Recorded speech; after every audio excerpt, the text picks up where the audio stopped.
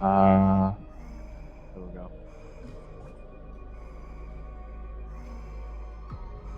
Let's go check on my stream shit. Make sure it's all running. Checking my audio. Sounds good. Oh, I sound horrible.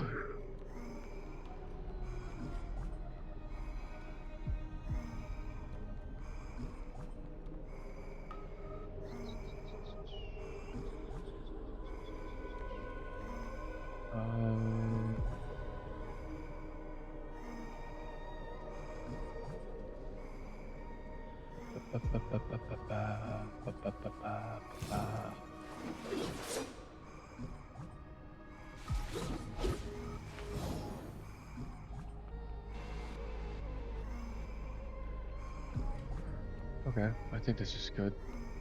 I think. I hope.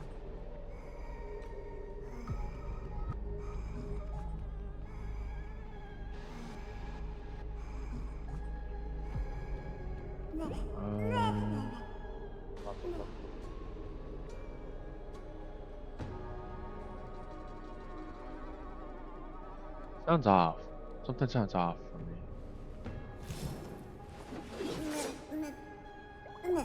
Is it this?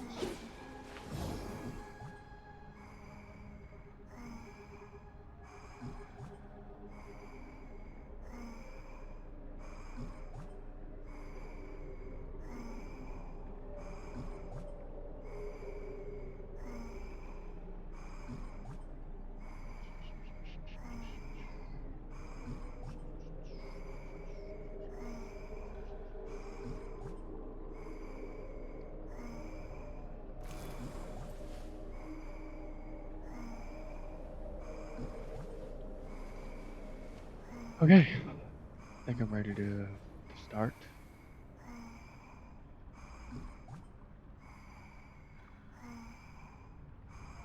Close this. Close this. Open this. Why does my mic? It sounds different. Why does my mic sound weird? Is it because I'm talking quiet? Is that what's going on?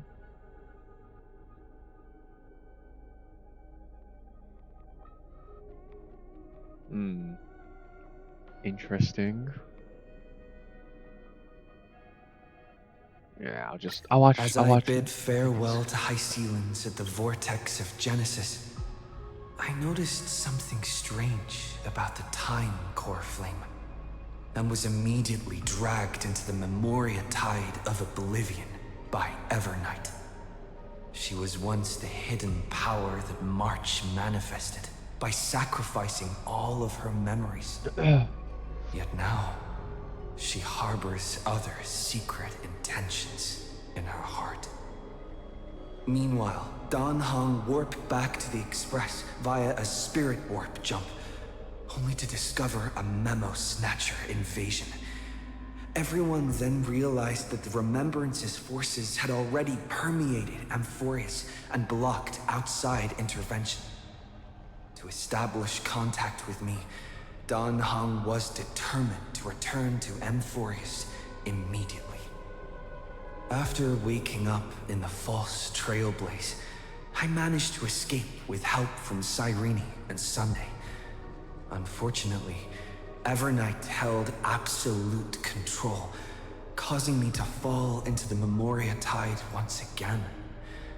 However, Black Swan took this opportunity to quietly approach Evernight. Dan Heng returned to Amphorius and beckoned the heroic spirit of Finan with divine blood. The destruction descending from the sky pierced through the memory zone and discovered the most hidden corner of the world. In pursuit of Evernight, Dan Heng arrived at the charred remnants of the Grove of Epiphany. In the grove, where memories became disjointed, Dan Heng received help from Dan Feng within his memories and completed his farewell to the past. In their final moments, the Earth demigod Terravox entrusted all their duty and authority to Dan Heng. With this newfound strength, Dan Heng found me within the Memoria Tide. We entered the Nameless Titan's great tomb and discovered its secret. Across the 30 million cycles of eternal recurrence, every incarnation of Cyrene had come here, offering herself to the remembrance. With Black Swan's help, we found Evernight in the depths of the Great Tomb. When all seemed lost, Evernight was captured by March's camera and trapped within the memory maze of Ides Elysiae. After several lengthy conversations, March and Evernight reached an agreement. Evernight returned March's memories, and March finally returned to our side. With every condition for the Era Nova fulfilled, we returned to the depths of the Great Tomb and initiated the final Era Nova ceremony. So this is the last cycle then. Okay. Yeah, that's right. I now remember. March went fucking Are sicko there mode on other everyone. matters?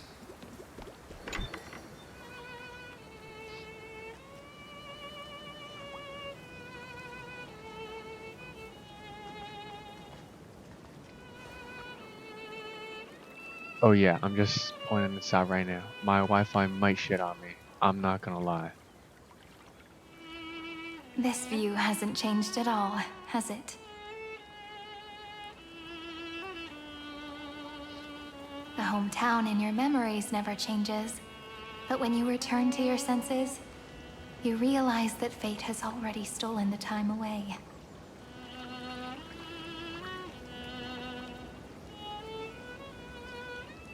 Welcome to the Trail of Genesis, friend.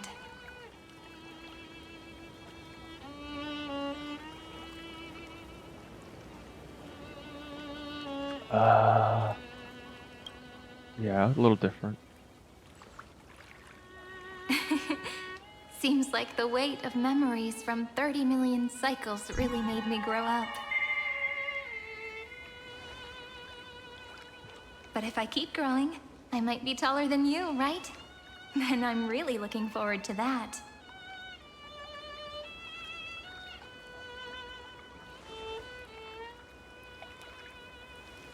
Before you arrived, I kept wondering, beyond the veil of Ides Elysiae, what kind of Amphoreus is being born?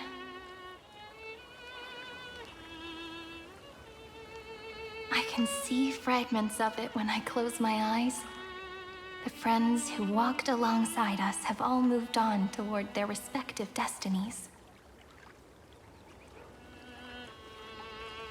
Some turning into pillars of the world, supporting the sky and the ocean. Others sowing reason, laying down the law, and with gentle hands lifting newborns into the light. Death and strife are no longer feared by people, and trickery has become the innocent games of children. All beings living ordinary and peaceful lives, within the net woven by romance and passage. There's no black tide, no flame chase, and no destruction. The world on the other side of the sea is one bathed in sunlight. Oh, it seems much more peaceful.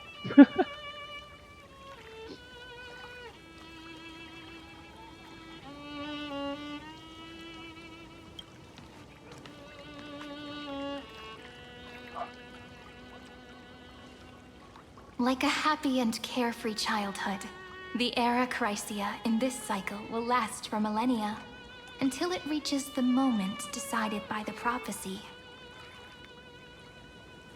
Light calendar 4931, month of freedom.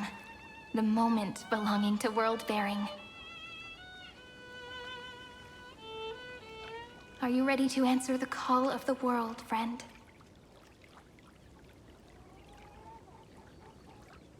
Then go, and pen the Throne of Worlds' first stroke.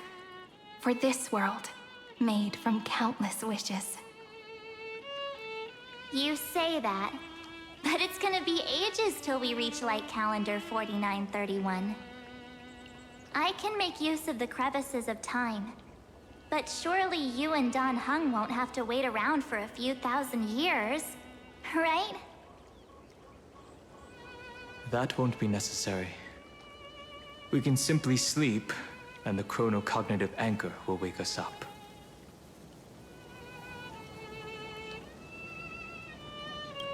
We've both become a part of the New World ages ago. You're the last slowpoke. Our consciousnesses can converse with each other across the heavens and the earth, possibly due to the influence of the Trailblaze. I am now connected with this earth, and I can feel the breath of every mountain range. I see that the tallest among them is named Akama, and the form of the holy city is already taking shape. In other words, your stage is almost set. Do you want to take a leaf out of Kefali's book and make some prophecies before your nap?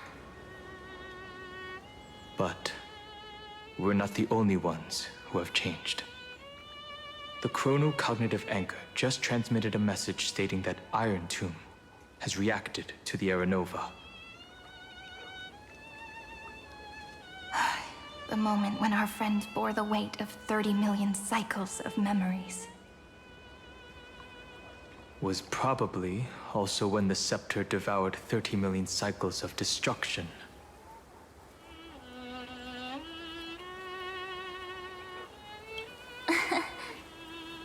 You know, you don't have to shoulder this world all on your own. After someone boards the Express, the word alone ceases to exist. So as we reach the end of time, no one will be left to face it alone. Dan Heng and I came here to specifically tell you that. Remember, this world is not a burden you bear alone. It's a journey we trailblaze together, alongside all of the Express.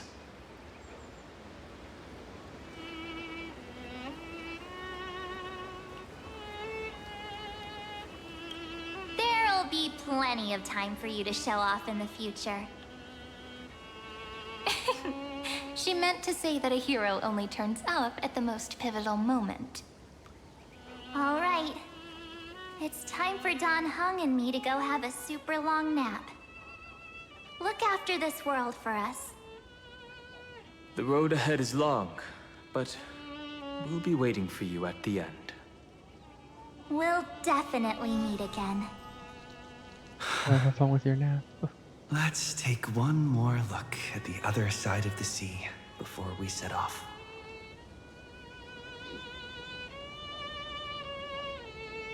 Ides Elysiae is so quiet. Just like how I remember. Here we are once more.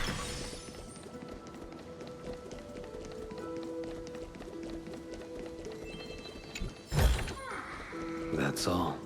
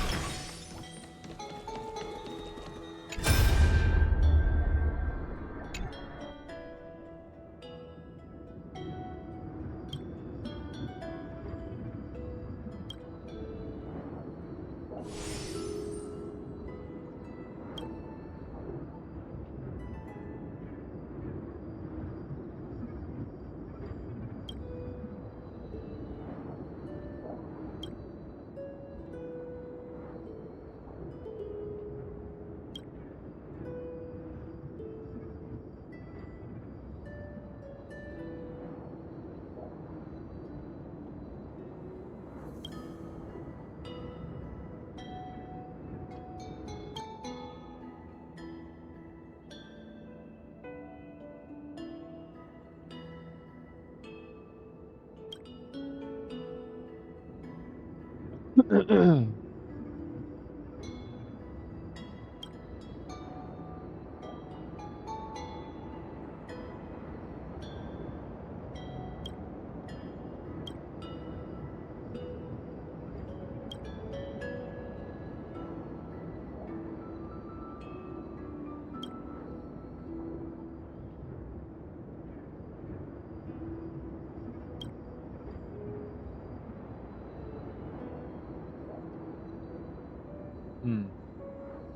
Interesting.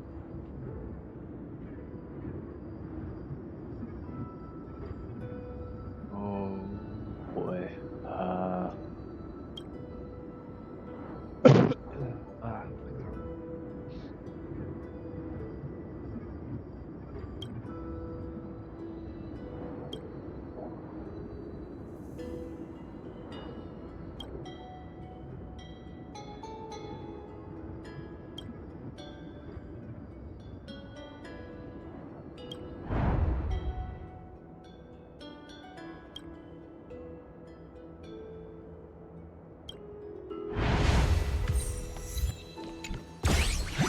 Ah, you fucker.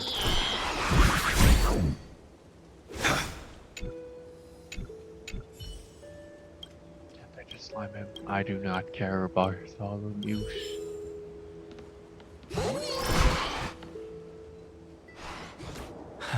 The scent of the black tide is now completely calm. At last, the starting point of 30 million cycles is finally welcomed. Its first end. And the final end, right? I can't hear his voice. There are no flowers there that bloom for him. Nor is there a star that is his. Finan is the only one who didn't reach the new world. That is rough.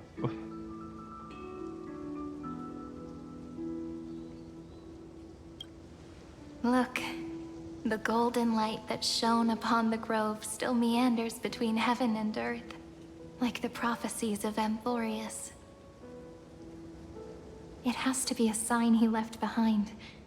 It points towards the destruction and the deepest night.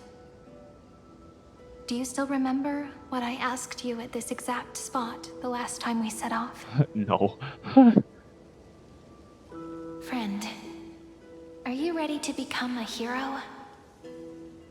You were still burdened by the weight of world-bearing back then, still unsure of the role you were meant to play. But now, everyone has already given you the answer. The heroes of legends were just at the right place at the right time when the world needed a hero. Just like how your arrival kickstarted Amphorius' fate once more. A person's personality is their destiny.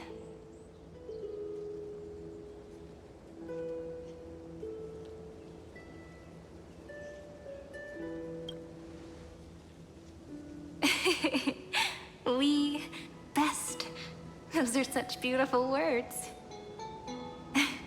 Thank you, friend. I was also trying to cheer myself up with what I said. After all, before we truly compose the end of this story, I must also pluck up the courage to head off with you.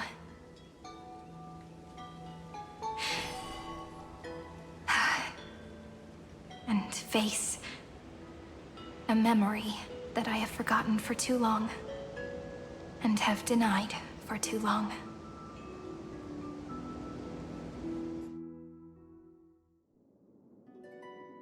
It's so dark. What is this place?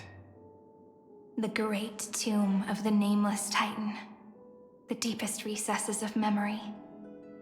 Also, the place where Cyrene was born.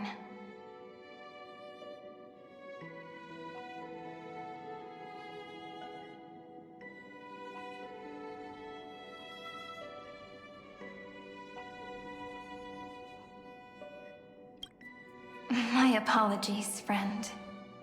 The more memories I got back along the way, the more I felt that something wasn't right.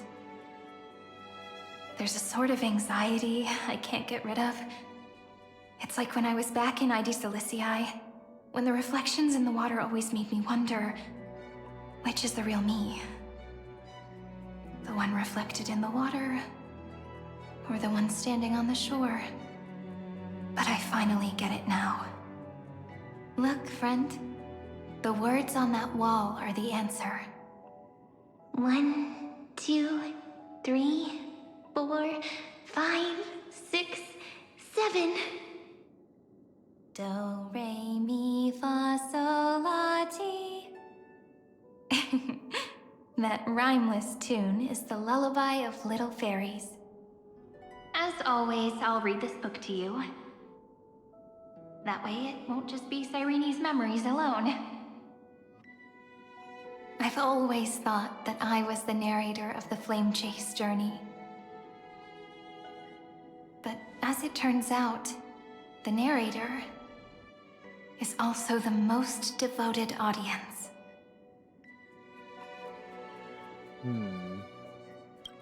At the moment of Aranova, I was enveloped by the texture of memories. Within the glistening crystal, I saw countless Cyrenes, as well as countless versions of me. This is the final puzzle piece of the memories. A prison born of the erudition, a grave annihilated in the destruction. That unknown solitary god, the 13th Titan who should not exist. The first new spore. The demiurge is right here.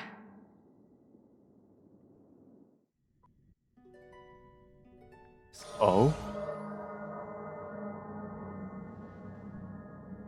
The interrogation records have been submitted to Oh, Marshal. yo! According to the Ten Lords' decree, Jing Liu and Luocha shall continue to be detained in the Shuling. But you, Merlin's Claw, have been reluctant to end the transmission. Do you wish to reminisce with us? Or is there something else on your mind that you're just desperate to get out? You're quite calm, Jing Yuan. The Oh, Alliance only authorized okay. the Law Food to be deployed for this Iron Tomb operation. They say the Seer Strategist's wisdom shines like a beacon. So why can't you see things clearly now? Look who's talking. I didn't vote against it, did I? But, with enemies all around us, even a child Yeah, knows the Marshal wow. needs to keep a few Xianzhou ships in reserve, just in case. Whoever volunteers first is the Marshal's pick. If you have to ask, I'd say this outcome plays right into Jing Yuan's hands. Like it or not, there's no way we're letting the Law Fu take the lead in this battle. Oh my, Merlin's Claw. Are you afraid the Law Fu might steal the Yao Qing's glory? This is no laughing matter.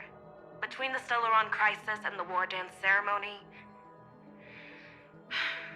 though the chaos has settled, rumors and speculation are only growing by the day.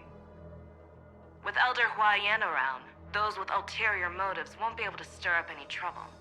But once the Law Fu gets their hands on the Golden Blood, it'll be a whole different story. With the kind of person Jing Liu is, and her connection to you, I don't need to spell it out. There are countless ways this could be spun into something bigger. You're overthinking it, General Fei Shao. When I volunteered for this task, I never expected unanimous support from the Alliance anyway. The Law Fu will seize the Golden Blood and redeem itself. That'll be our first one. Then we'll leverage this Golden Blood in the negotiations. Our second win. These 2 wins for the Law Fu will make all 3 of us happy. And that'll be our third win. Look, if this were a Skyfaring Commission deal, we'd be rolling in money, wouldn't we?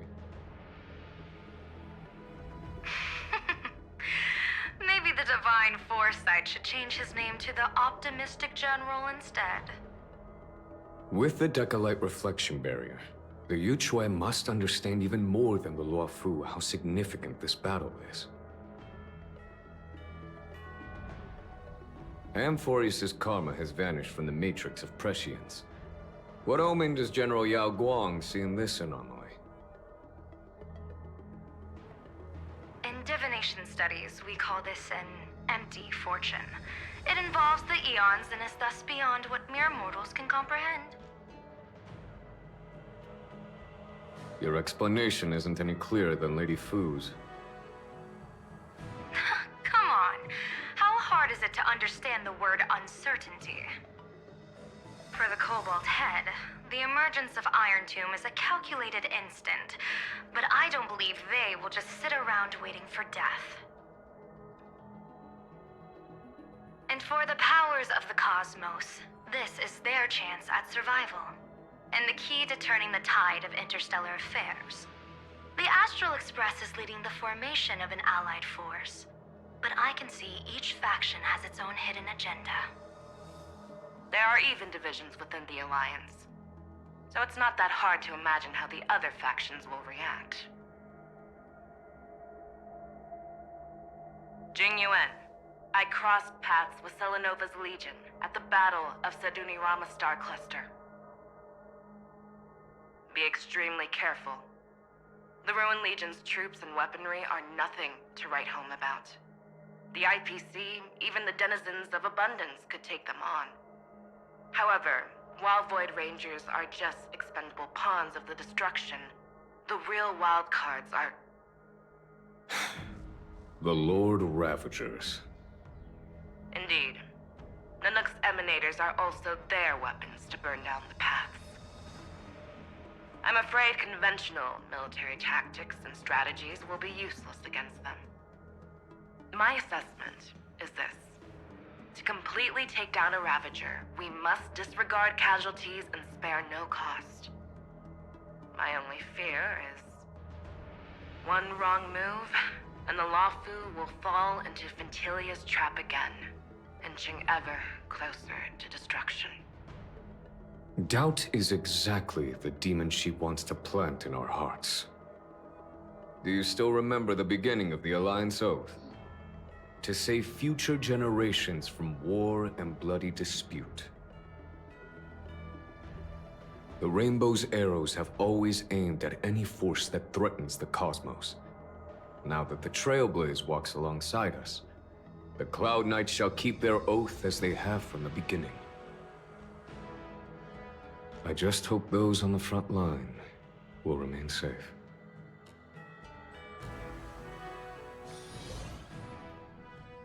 The chronocognitive anchor is sending a signal. Everyone, time to move out. Did he and the others make it? No, they died. Let me go over the plan one more time, just in case. You'll enter Amphorius, reunite with your 3 separated companions, and try to locate Iron Tomb from within the world. Who are you taking with you? The fate of the universe hangs in the balance. We can't afford any slip-ups. I suggest everyone, except Pom-Pom, join the fight. We do need to be prepared for all possible contingencies. I have no objection to this. I'll do whatever I can.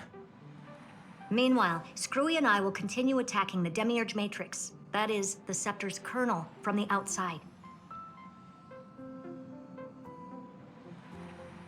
With our 2-pronged attack, we'll turn this hunk of metal into scrap for sure.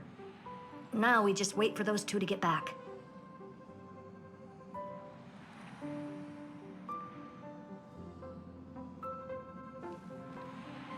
Oh, and just like that, they're here. Sorry to keep you waiting. With Planet Screwlum's help, the formation of the Cosmic Alliance to counter Iron Tomb is progressing smoothly. The cosmos has set its sights on Amphorius, and now it's just waiting for the first shot. Well then, let's not waste any more time, Fourth Mirror. It's my time to shine! finally off the bench. Initiating thought refraction. Please read the safety protocols carefully. Huh? Just kidding! I've already checked the agreement box for everyone. And now, destination? Amphorius. 3, 2, 1, launch!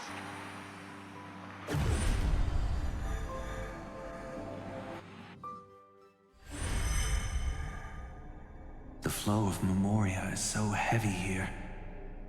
Unlike Panagone's dreamscape, this place has built up a true epic measured in millennia. The vortex of Genesis, where all myths begin and end. And in this new world created by the Nameless, the infinite cycles have been broken. Let's set up the Trailblaze beacon and establish contact with the outside world. I'll leave it to you then. It'd be better for me to not show myself in front of the Garden of Recollection. And, Mr. Sunday, you probably shouldn't show yourself either. Agreed. The Astral Express has landed. If you receive this message, please respond immediately. Over. This is the Cianjo Alliance. Communications normal. Interastral Peace Corporation. Communications. Hey! No He's response from back! the Galaxy Rangers. Not surprising. But I didn't expect the family to also stay silent at such a critical moment. That's a pretty blatant disregard from the family for Panacone's independent director, I'd say. Long time no see, Miss Himiko. It's been quite a while, Madam Jade. The significance of this battle rivals that of the campaign against Sulo. Only through victory can we disperse the shadow of Iron Tomb that looms over countless worlds. The 10 Stonehearts shall spare no effort for such a grand mission for the preservation. Madam Jade led the Intelligentsia Guild in conducting specialized research on Iron Tomb's past activities. The bad news is, the collapse of the Erudition won't just affect inorganic beings. You mean Iron Tomb can infect organic life, too? Well, the good news is, so far, its effects on organic life are under control. The infection progresses slowly, and the resulting neuropathy is non-fatal. In any case, the IPC can guarantee targeted vaccine coverage within 48 system hours in all star zones within the medical system. What about other star zones? At a time like this, are the followers of the Firmament Arbiter still trying to make a profit? I remember you, Master Diviner. Your performance during the Third Denizens of Abundance War was quite impressive. Please rest assured, all worlds can purchase vaccines from the IPC with a humanitarian discount. That's the current policy at the very least. So they are still trying to make a profit. But, if the Cianjo Alliance is willing to assist with the IPC's assets in Epsilon and other star systems, we'll have more cards to play when reiterating to the board the necessity of deep cooperation. It makes sense, since Interastral Peace Entertainment's headquarters is in Epsilon. But why are all the other worlds on the list?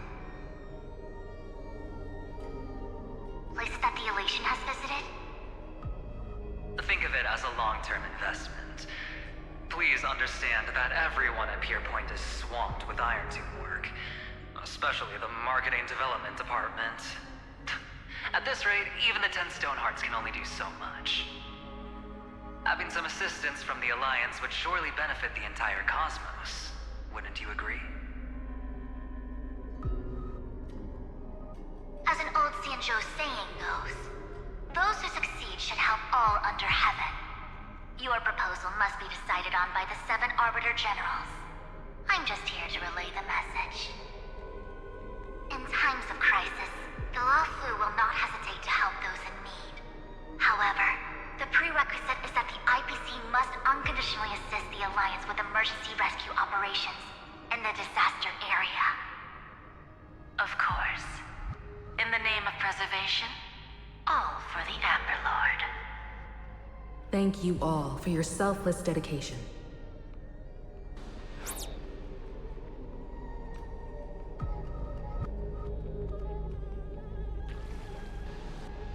It's clear that each party still has qualms about everything. The clash between destruction and erudition isn't just about the fate of the cosmos. It's a moment for all factions to reshuffle their cards. You can never be too careful when battling a Lord Ravager. All are equal in matters of life and death. In any case, we can only hope for the best in all that's to come. It's about time we dive into the vortex and see what Amphorius looks like on the inside. I wonder where he and the others are right now.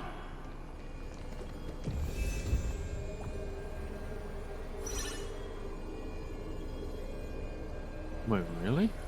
Can we use Yshimiko now? Oh shit, they can.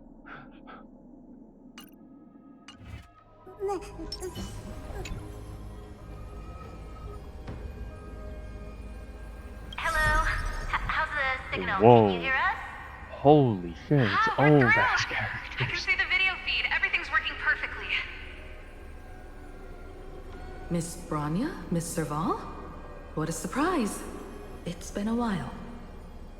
We've already heard from Miss Topaz about the Iron Tomb operation.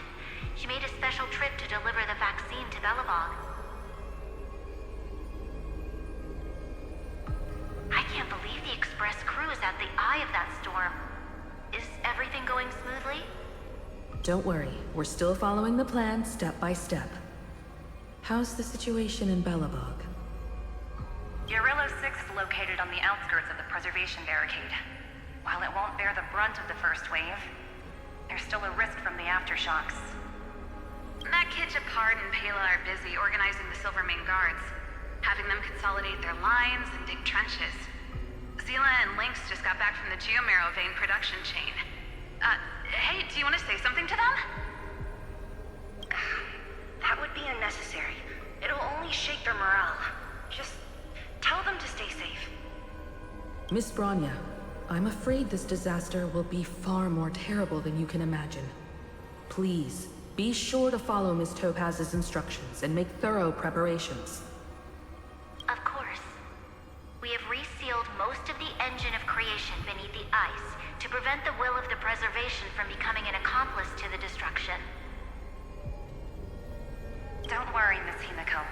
Belobog is far more resilient than we imagined. We really wish we could help, but Urillo 6 has only just woken up from its hibernation. The Astral Express, standing at the forefront of disaster, is the hope for many ordinary civilizations across the universe. In the face of a massive catastrophe like this one, relatively smaller civilizations have never had many options.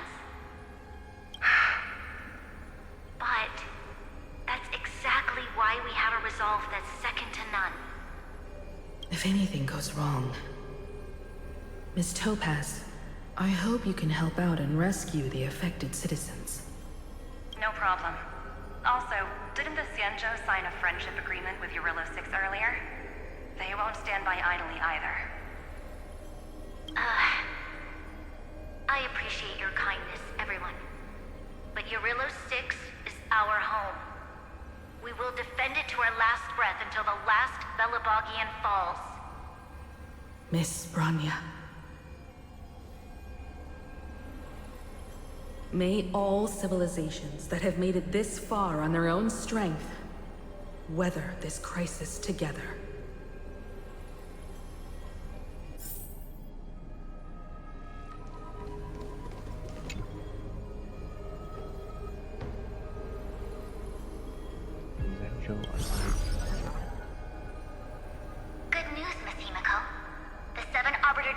have reconsidered the current situation, and I'm here to relay their message.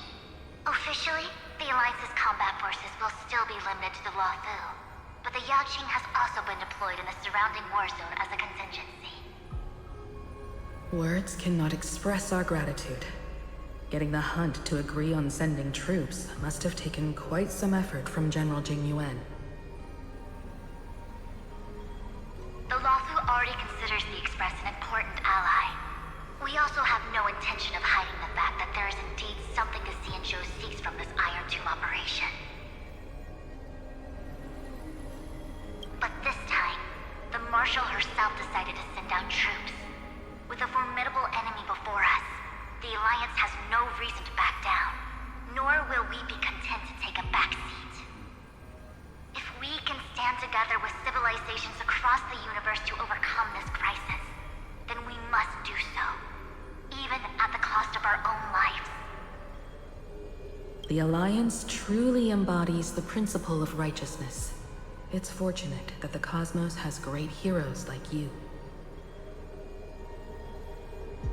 You're too kind. As for that Jade Abacus of Allying Oath, you can save it for when you're in more dire need. Dang. We had to save that shit? Alright. IPC, so adventuring. Yep. I regret to inform you, Miss Himiko, that even the Strategic Investment Department is constrained when it comes to the Iron Tomb issue. Might be able to ask. I mean, answer your question. Sorry, I didn't see your chat there. However, Madam Jade instructed us to look after our nameless friends as much as possible. So let me offer you all a small suggestion, just from my personal perspective. Other departments at the IVC might also take this opportunity to extend an olive branch to you. When that time comes, I hope the Astral Express will remember that the 10 Stonehearts were willing to stand with the Trailblaze, even though we were in a difficult position. And more importantly, we were the only ones willing to do so. Okay, I guess there's no question to be answered. Sounds like a threat, doesn't it? But trust me, every word comes straight from the heart. Has the internal conflict within the IPC really gotten this bad? Everyone knows about the bad blood between Diamond and Oswaldo. At least until now, they've had an uneasy truce. Until the Lord Ravager Archforger caught the board's attention. I'll leave it at that, as it's confidential information. Hope you can understand. I understand. Our immediate priority is to address the Iron Tomb crisis. Let's hope for success from the start. This might help ease everyone's pressing concerns.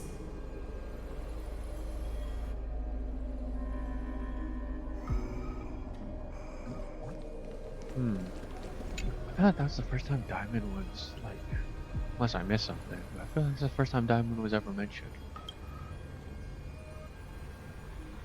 Of course, we would never know the Ranger's comings and goings. Where's the last one? Is it gonna be, what's her name? No one's gonna pick up this right there. Oh, what the fuck? Someone did pick up. Is that you? Robin. Yes. And you are Miss Robin. Yes. I apologize for not being able to respond during the meeting earlier. And even now I can only appear in disguise. Oh. On behalf of the Penaconian family branch, I extend my sincerest apologies to everyone. We tried to request aid from the family. We essentially received no response. I've heard about the internal conflicts within the family. Miss Robin, there's no need to apologize. Every bit of strength is precious at this moment. Thank you for understanding. The good news is, since you're one of the shareholders of Penacony, the family heads have agreed to allow me to lead all Astanian tuners I to forgot she is. do as much as possible to provide support in this battle. They'll ensure that proper arrangements are provided for those wounded on the front lines, and for residents in affected areas. Miss Robin, I'm beyond moved by your spirit of self-sacrifice. The Astral Express would also like to make a promise that we won't leave any companion behind.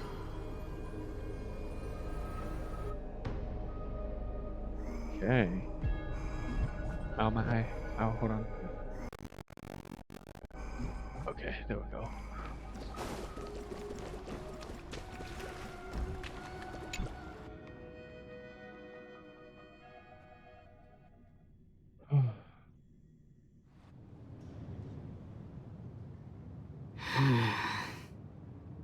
Why is there no one here?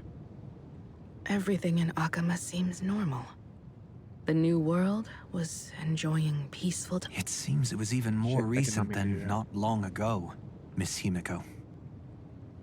The fruit on the table is freshly cut, and the bath temperature is just right. The remembrance tells me this place was bustling with people just moments ago. It's as if everyone vanished in an instant. Could this be Xandar's doing? Unlikely. He's still under the surveillance of those two geniuses. Could it be some kind of local custom? A custom that makes an entire city fall silent in an instant. Pardon my frankness, Mr. Yang, but this reminds me of some unsettling rumors about the Harmony. Complete silence. Is often the prelude to divine intervention. Everyone, be careful. Here they come. Here they come. The nameless of the Astral Express. Evernight? How is this possible? She was already... We are the chroniclers of time, and we do not fade away. Finally, the last era Nova has been completed. What did you do to the residents of the Holy City and the three Nameless? I didn't need to do anything. The remembrance will ultimately become the substance of the new world. Now, they are no longer the trailblazers you once knew, but gods who permeate heaven and earth. The 12 Titans who guard Amphorius!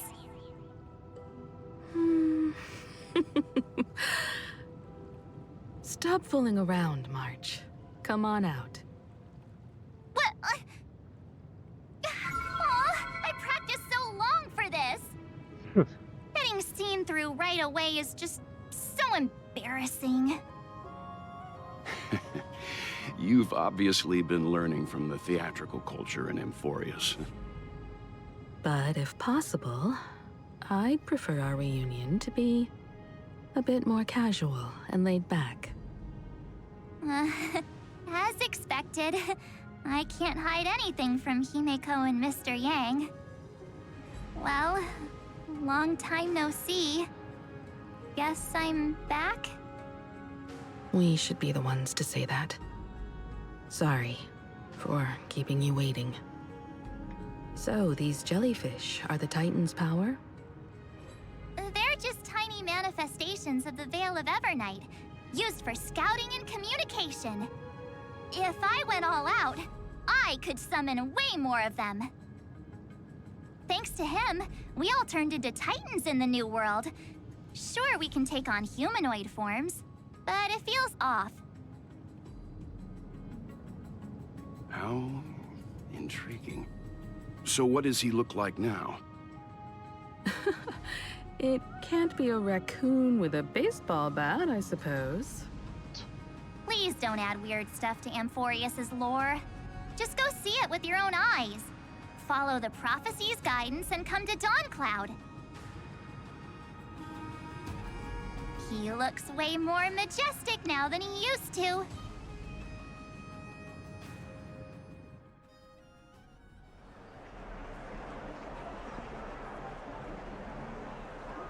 There's people. Unbelievable.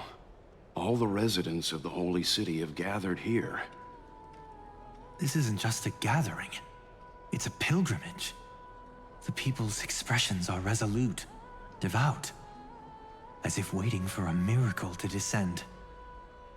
That colossal deity is him. He has become the pillar of the world. Surprisingly authentic. Being this serious is quite unlike his usual style. Those people didn't disappear. Instead, they've answered the call of the prophecy and come to witness his awakening. Our good buddy now bears the weight of the entire world, and every breath they take is intertwined with Amphorius' destiny. Awakening? Has he fallen into slumber? Yeah. After all, with such a huge time dilation between inside and outside the scepter, this was the only way we could wait for everyone. Time watches over yesterday. Earth guards today. And when the Trailblaze steps into Amphorius once more, the slumbering deliverer shall awaken. And then, bring the prophecy of tomorrow to this world. Come on, everyone. Let's get closer to him. Watch how the world-bearing prophecy changes this world.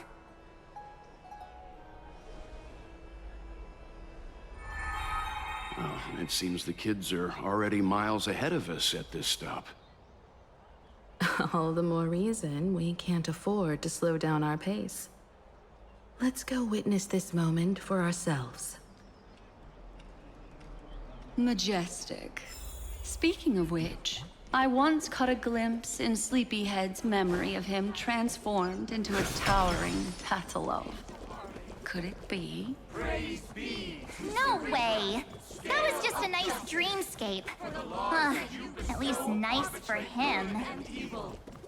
They are the throne of worlds who bears the weight of this world. Perhaps they could guide a traveler still wandering among the stars. Hey, since when did you get all pious? His advice sounds pretty silly sometimes, you know. Citizens, behold! Our last Titan! The world-bearing deliverer is about to awaken! Oh, ancient god! Your loyal subjects, bewildered followers, and fearless comrades in arms have all knelt before your throne. Awaken from your eternal slumber and bestow upon the world your divine prophecy! Please guide us! Show us how to embrace this beloved world as we welcome that distant dawn! To walk the path of a mortal as a god, or to bear a divine burden as a mortal.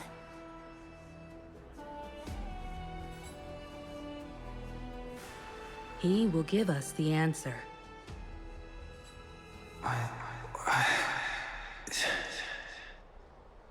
But I am not the deliverer. Which is true. Well...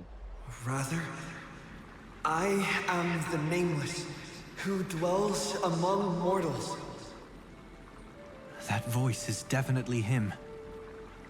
I heard your prayers. The core flames flickered and dimmed, and the age of the gods met its end. So flow, golden blood, flow. I'll bestow it upon you, returning it to the true masters of this world. Stand with me and become heroes.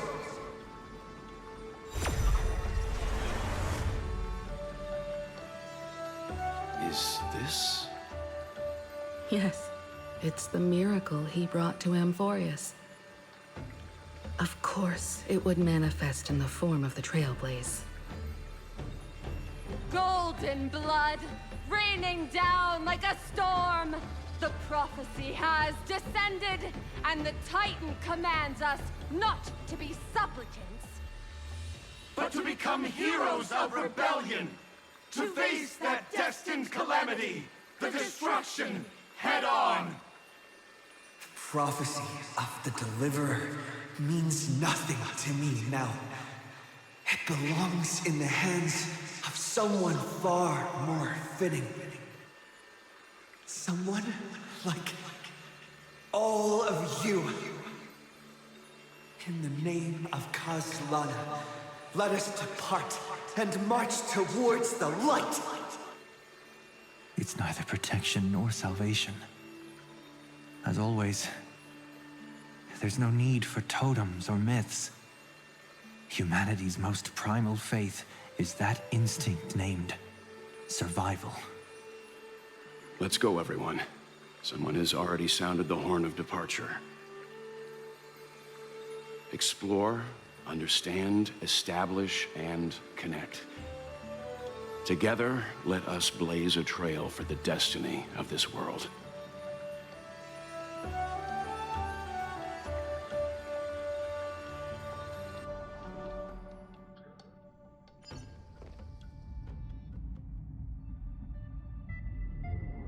Is it just me, or does this Demiurge Matrix feel completely dead? It's nothing like how the Memo Keeper described it. The environmental readings are all wrong. Conclusion: this must be what the kernel actually looks like in the real world. What did Xandar do to the scepter? At the end of light, there must be silence. Certain, pure, and absolute darkness. Not the time to quote the Lord of Silence. Bad omen. Either way, we have to press on. Until we uncover the truth behind the 13th Titan. The buried past is the key to stopping Iron Tomb. That is, if it even exists. Xandar says the Demiurge never existed. Who actually buys that? You can erase the records, but not the truth. It vanished too cleanly. No traces.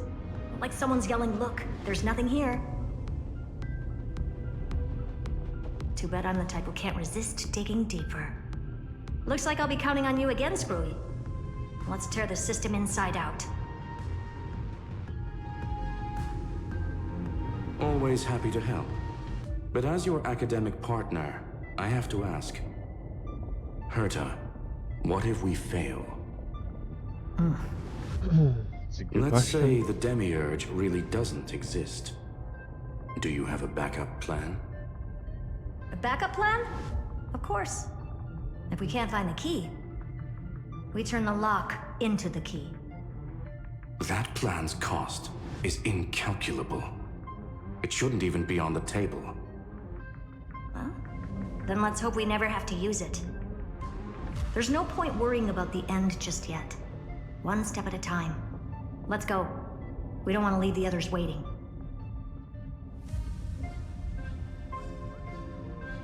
You brought what I asked for, right? A butterfly has to land on the branch before it can dance. We'll need a wide open platform before her entrance. Holy shit. You can't.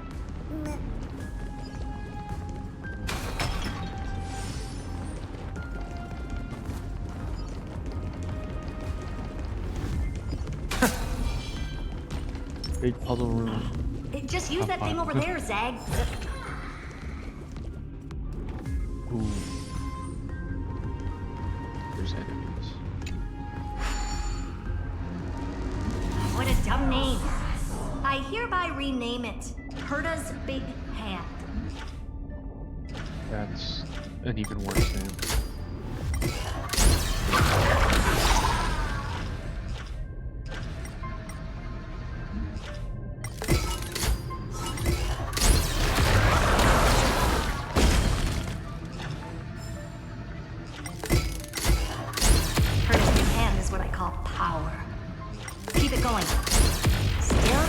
done?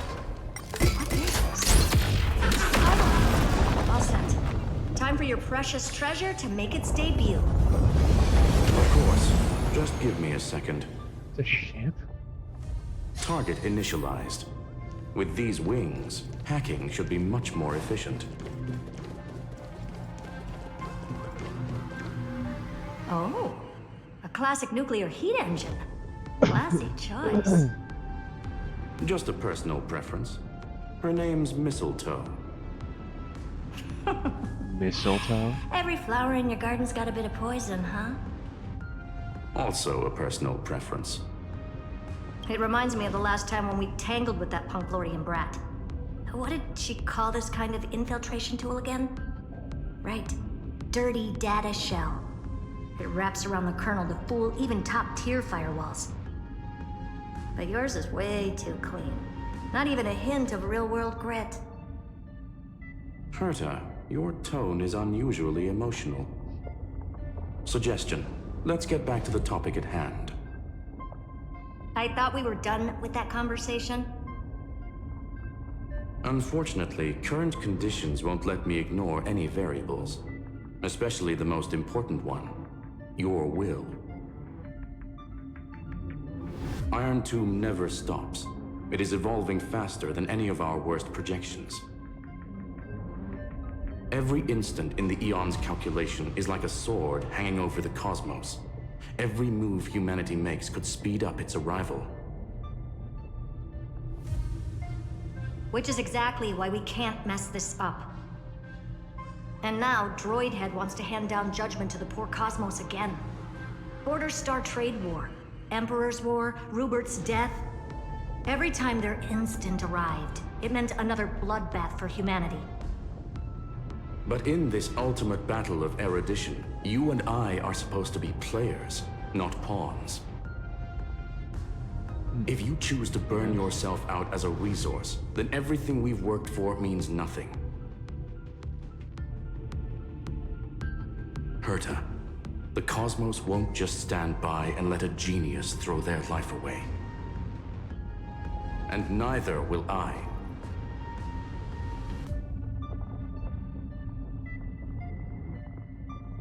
No need to kill the mood. This is why we're here, isn't it? We need to find the Demiurge and that lost key. I'm not here to be a deliverer. I just want to beat Xandar and Droidhead. Right now, I just need to know. Are you with me? Of course. Time to board. After you. Let's tidy this place up and see what this Demiurge really is.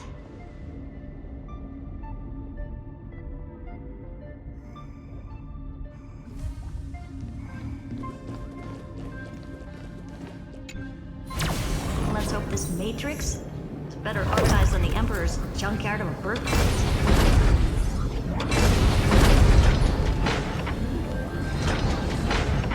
Buckle up.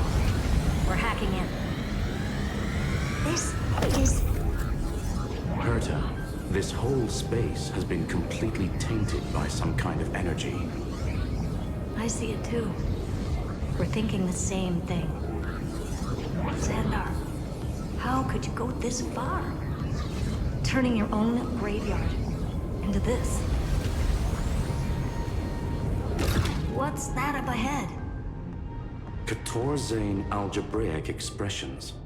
It's built for isolation, not defense.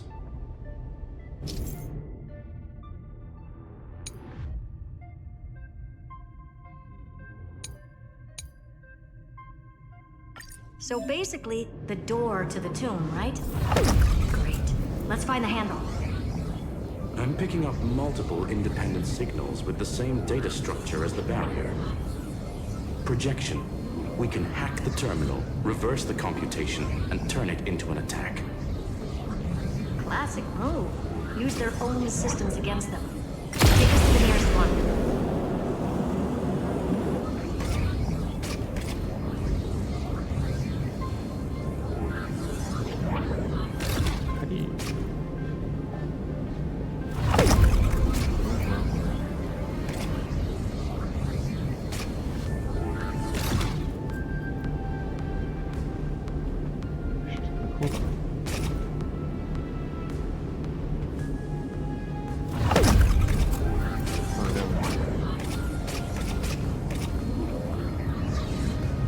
I got it.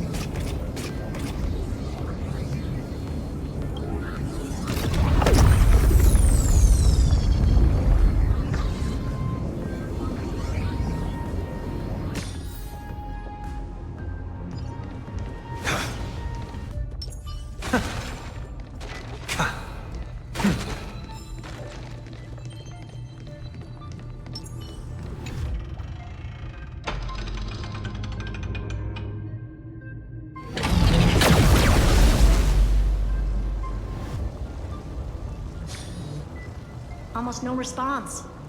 Just as I feared. Not promising. The output is barely a third of what we need. Logic says we'll need multiple terminals to coordinate the strike. Locking onto the next one now. Find anything else? Regarding the origin of these ruins, no logs found yet. Xander erased all records. But I did find some interesting scars in the circuit. High energy radiation, internal imaginary energy contamination. From what I know, there's only one thing that fits. Skip the science talk, Screwy. That thing only goes by one name. A Stellaron. Exactly. Xander blew one up just to clean the entire Scepter system. So that's what he meant by killed that Titan with my own hands. He wanted to turn the neuron of the erudition into a relay for the destruction. That meant getting rid of all of it at all costs. The life form known as the Demiurge was the original target of the Scepter's extrapolation. It makes sense. Evernight calling it the first new spore confirms this viewpoint. The prime mover of life. That's what Scepter Delta ME-13 was originally tasked with. Even after it got scrapped, the query kept running. Yet the true value lies in the process of solving it, not the answer itself. Then, does this mean finding the Demiurge is hopeless? No, I'd say exactly the opposite. It means Xandar had no control. He couldn't contain the Demiurge just like he couldn't handle Droidhead. So he tried to erase every trace. But he failed. It still left a mark. By the way, if there's another Stellaron in Amphorius, why hasn't that little one reacted to it at all? You said the Demiurge left a trace, right? Yeah, but not in the real world. Remember the Great Tomb of the Nameless Titan?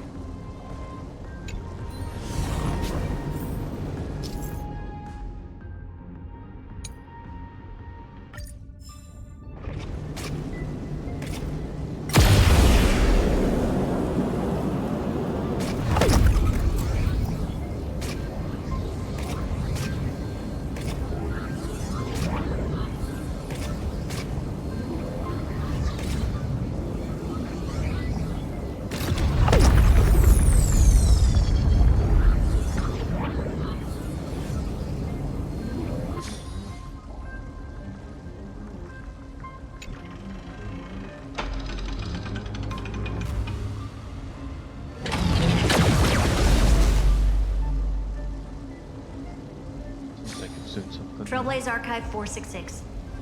The data from Filiate 093 clearly indicates that the Demiurge did in fact enter Amphorius's extrapolation.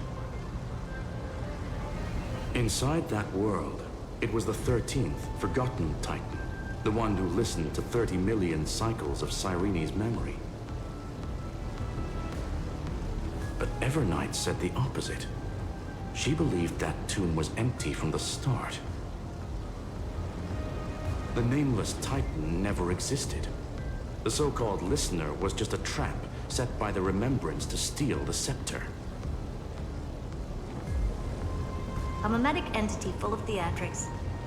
How much of what she's saying is true? Would an Eon really speak in circles like this? I doubt it. The Remembrance's behavior is certainly odd. but her assessment aligns with our current reality.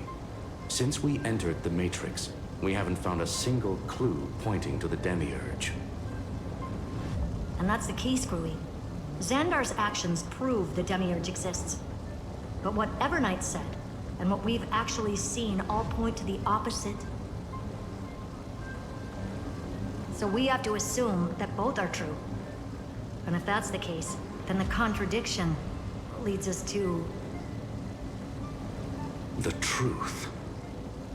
Exactly. One last terminal. One final key. Time to crack open the kernel.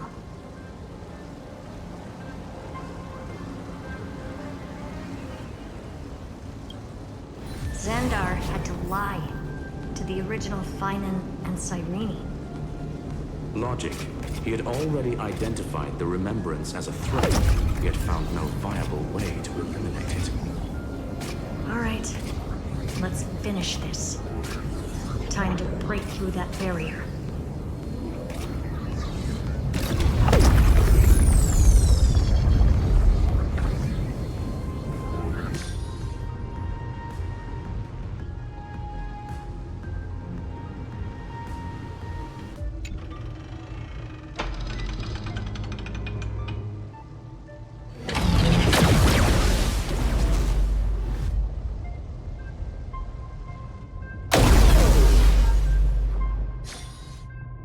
Operation authorized. Path energy readings. The erudition, declining. The destruction, surging. The remembrance, 0. What's going on? Cause unknown. They left no discernible trace within the real Matrix. That shouldn't be possible.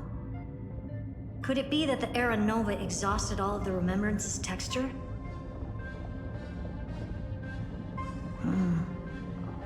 Log it for now. The dots still aren't connecting.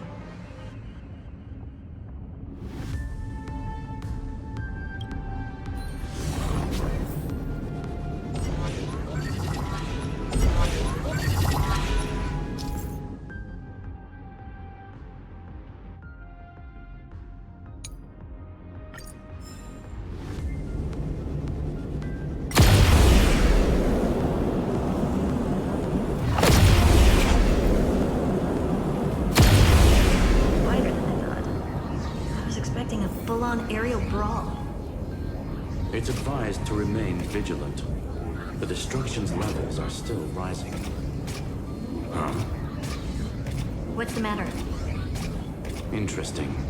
I just picked up a signal from the exo-myth.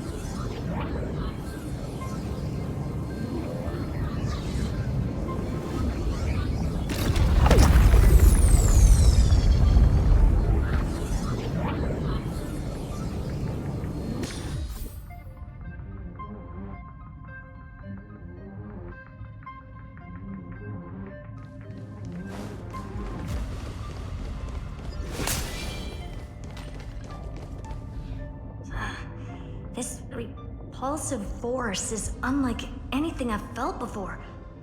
Is this the place? Correct.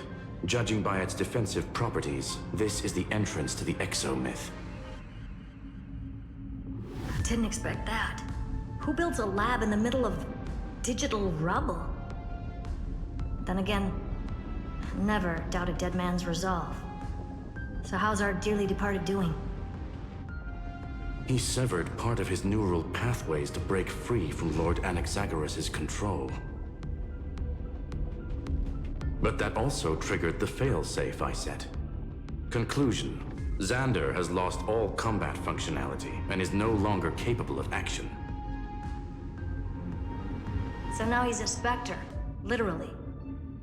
Screwy, can you open a path? Just to be sure, I want to see this for myself. Might as well drop in and say hi to the real him. Logic. Scanning his inspiration circuit might help us track down the Demiurge. Exactly. His brain is the crime scene. There's no way it's spotless.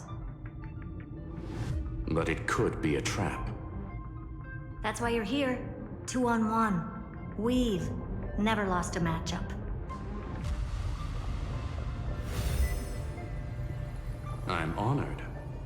The chronocognitive anchor is in place. Proceed when ready.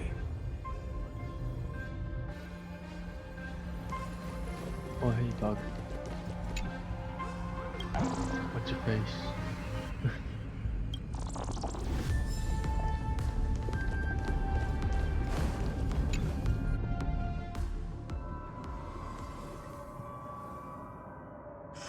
I knew it.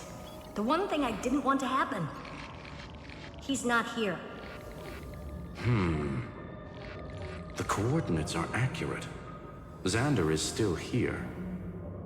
However, his position is shifting rapidly and chaotically. This pattern doesn't match any known shielding technology. It's his domain. Stay alert.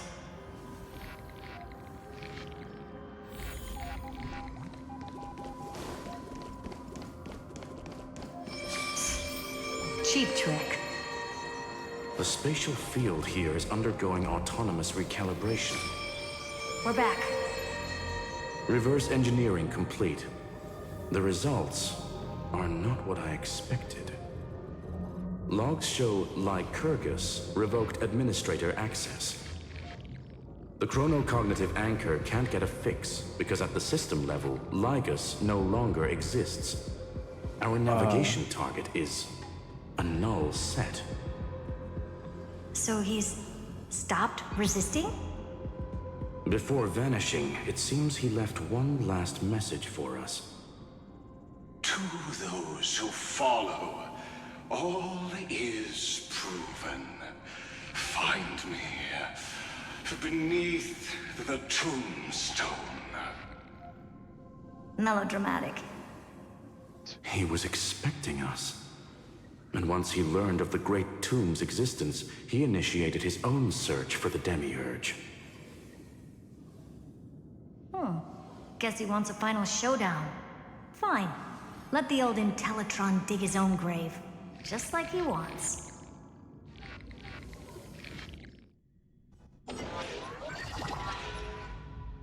To be in the purest light is to be in the purest dark. Nothing exists there. The Scepter's mainframe. Or maybe we should now call it the Lord Ravager's placenta. Unfortunately, we still haven't found anything. Really? I don't think so. Not finding anything is our biggest find. Please elaborate. If the Demiurge was destroyed, there'd be at least some bits of it left. I don't buy that a Stellaron could have blasted all the traces away as cleanly as a scalpel. As I said before, its disappearance is too clean. If the garden hadn't stirred the pot, no one would even know about the Demiurge's existence. We're talking about the Scepter's original extrapolation goal. There's no way that nothing of it was left behind. Or we can look at it from another perspective. If you were Xandar, would you be this obsessed with a concept that poses no threat? Would you guard against it at every turn?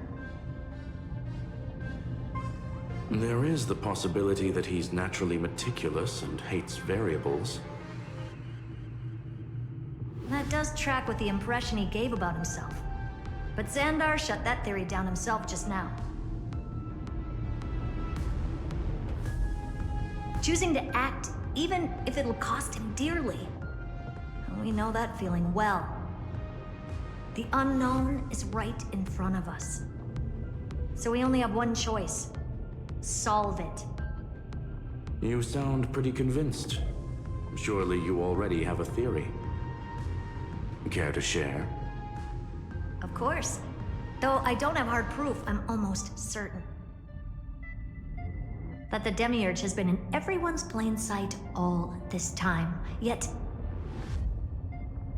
they were mistaken for someone else. That'd make the most sense. Why was the room empty? Because the person locked in there had run away ages ago. But they were weak, and small and had no presence whatsoever. Even the old Intellitron didn't notice them. Which also means there's a high chance that their powers are minuscule and cannot alter the outcome of the battle at all. Well, at least Xandar is scared of them.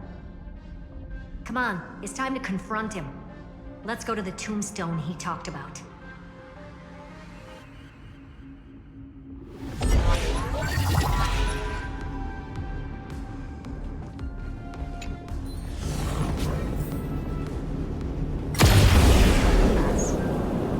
Total devastation. He sought to bury the truth beneath absolute destruction.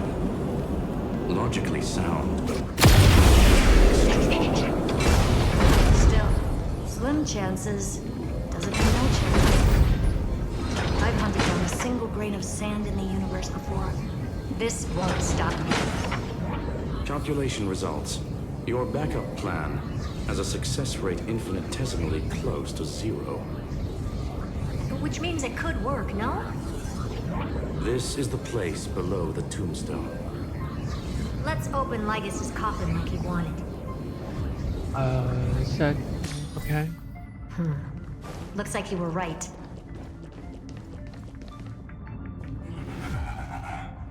Oh, I didn't even notice that before. Nothing but a head left? Oh, who'd have thought you'd look this bad in real life? My elated greetings. Welcome, you two. I'm very happy that you responded to my final words. All this tombstone and final words. Did you end yourself to atone for your guilt or something? Iron Tomb is already powerful enough. I just need to wait. I remain here only to share the joy of discovery, and also to congratulate you two on reaching the same conclusion as me. The conclusion regarding the truth of Amphorius's heart. End this charade already. That Amphorius's heart you're talking about is just a missing demiurge.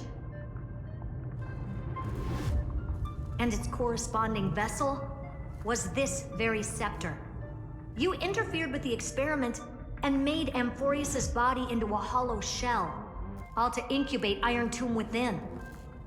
That's why you either killed or kicked out all of the Memo Snatchers. You wanted to eliminate any chance of a consciousness coming into being, no matter the cost.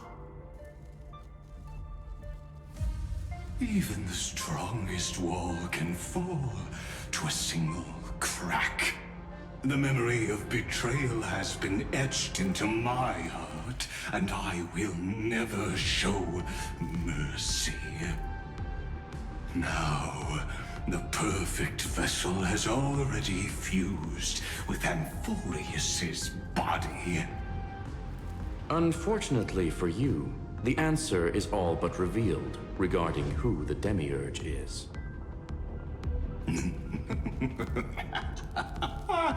Then let us share the joy of discovering the truth. The last secret of the saga will finally dissipate here. As we reveal the truth behind Filius 093's disappearance. A lie by the remembrance.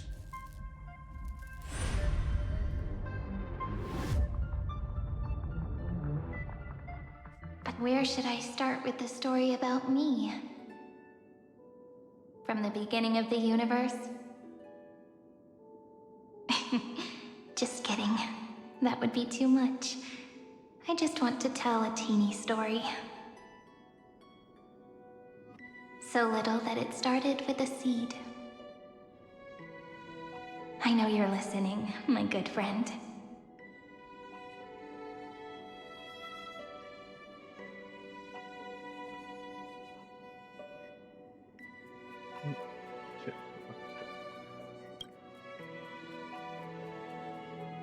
The god in my dream told me that the world sprouted from a seed. It grew into a great tree named Amphorius, and time became its branches and leaves, basking in the light. What a coincidence. Dappled light coming through the leaves is my first memory as well. On a very ordinary early morning, beneath the village's biggest tree, the daughter of Ide Silicii quietly came into this world.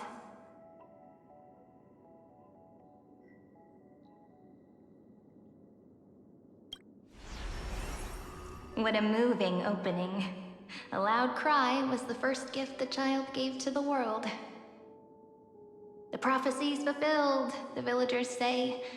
This child is a gift from the Titans.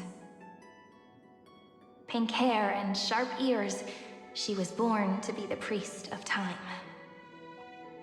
The Titans also gave their blessings. You shall fade when the flowers bloom, for every ending begets a beginning. Flowers will bloom and wilt. What a beautiful ending. This page concluded in laughter. Cry loud, child. Let your voice reach Orynyx.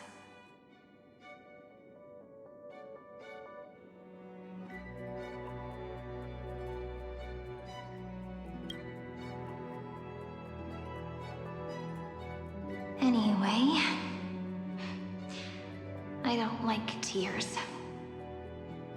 Time quietly flowed by in the midst of laughter. The wind from my hometown caressed the ears of wheat, and there were swings, wind chimes, the sea, and the little fairies off-tune a cappella songs.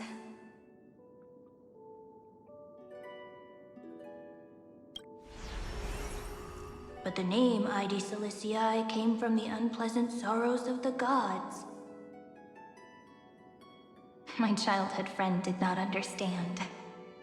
Yet you always seemed so happy, as if nothing ever worried you. Why was I like that then?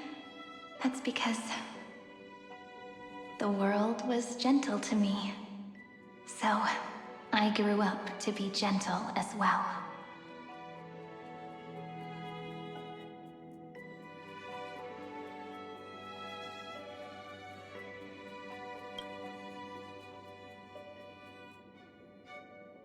But fate was fickle, and it urged the child to grow up. To grow bigger and bigger, and to go to places far away. Just like how the crumbling world could not preserve an eternal hometown. Just as the ballad blown on the breeze says, losses are a constant on the flame chase journey. Oh, whose ears are pricked up now? You've definitely heard me say this sentence a lot of times. You know that the story starts to deviate from here.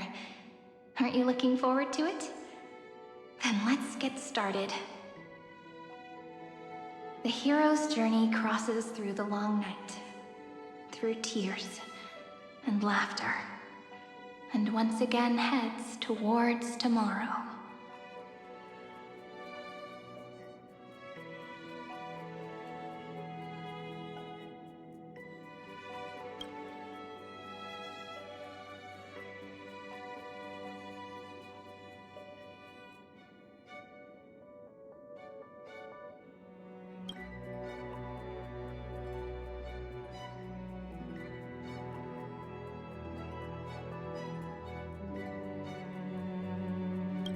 Correction. Philia 093's record, number 496. Archived.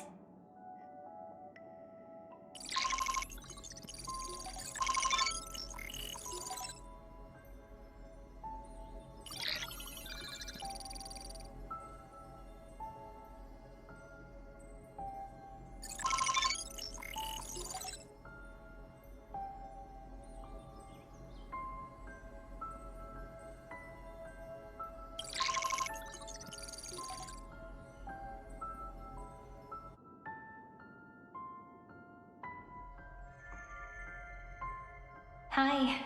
Miss me yet? I'm just messing with you. This is the first time I have met you. And it looks like it'll also be the last. Philia093. Since we don't have all day, let's get started, shall we? As always, I'll read this book to you. That way it won't just be Cyrene's memories alone. Where should I start this time? Let me see. Formatting complete. 093. Size. Grayscale. Proportions. Threshold. Outputting analysis result.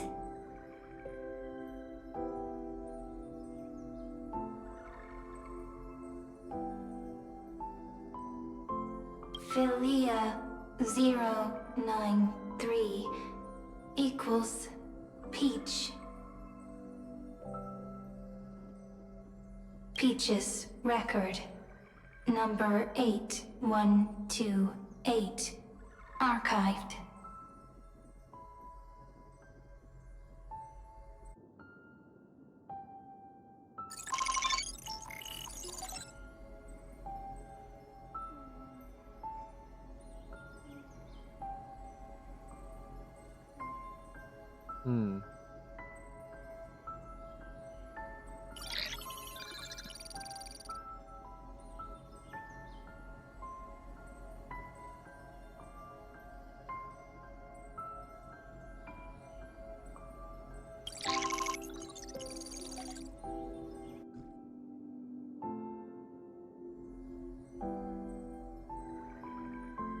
Query.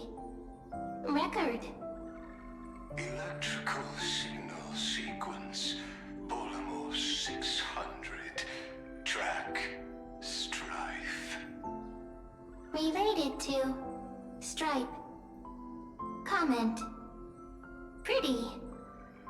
Electrical signal sequence. Schema 720. Track. Reason. Related to. Raisin. Comment. Yummy. Electrical signal sequence. Philia 093. Related to. Love.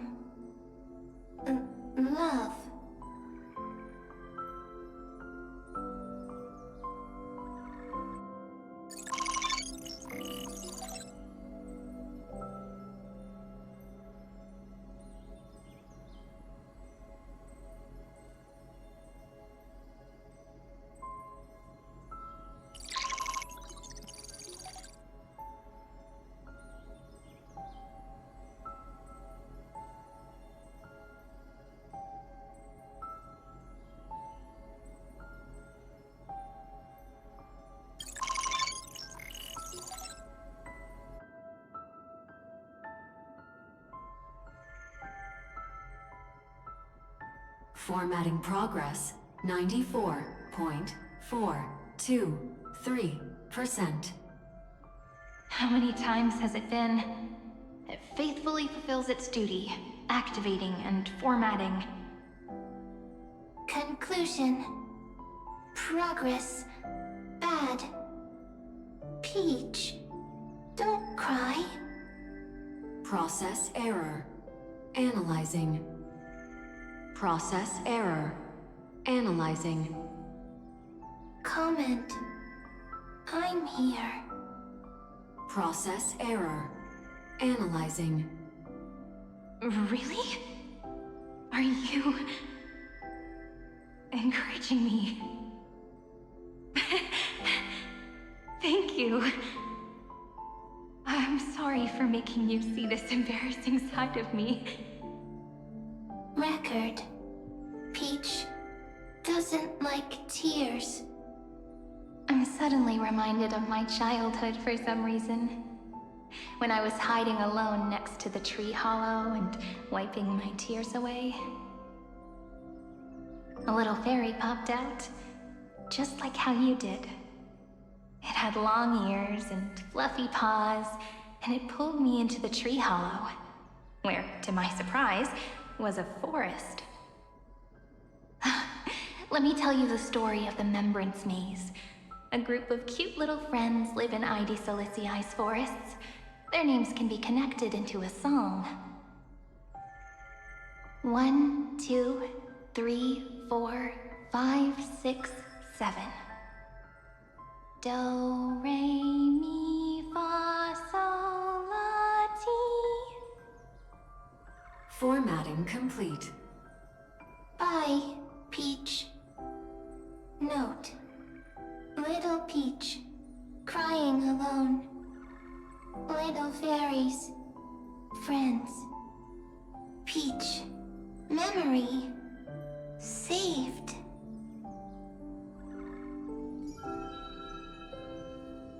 Little fairies, good friends. Bye-bye.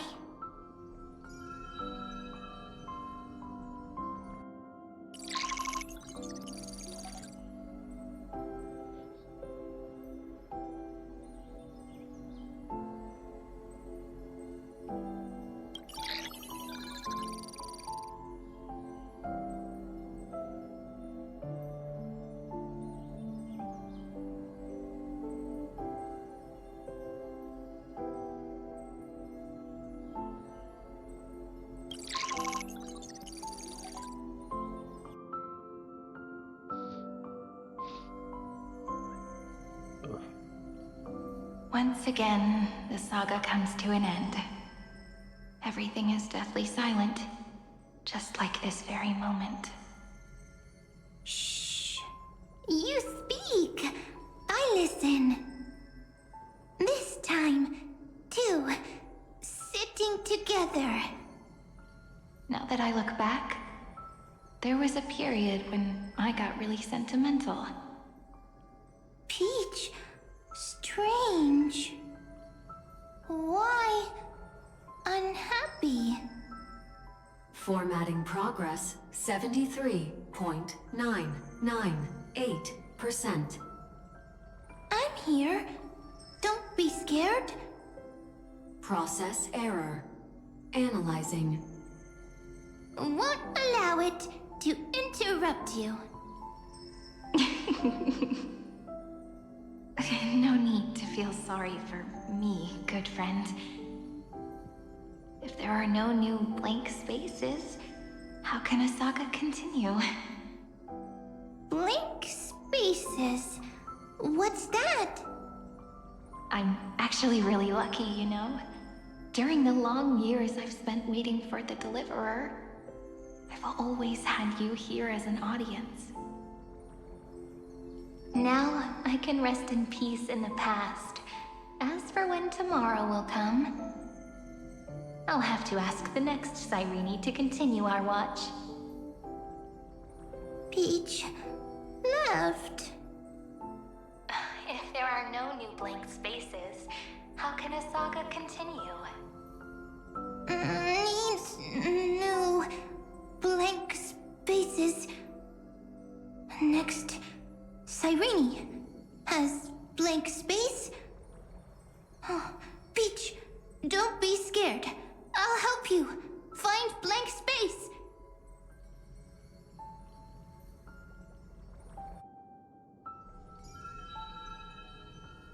Cyrene is Peach, is love. So, first there is love, then there is Cyrene, then there is blank space. Query, love. The developmental trends of the erudition have nothing to do with creating a consciousness. Those underlying principles are, in fact, contradictory. Not having a consciousness means not having the foundations of a heart, making them unable to obtain real emotions. Huh? Consciousness? Emotions? feel sad. Oh, I don't understand. Query... Cyrene?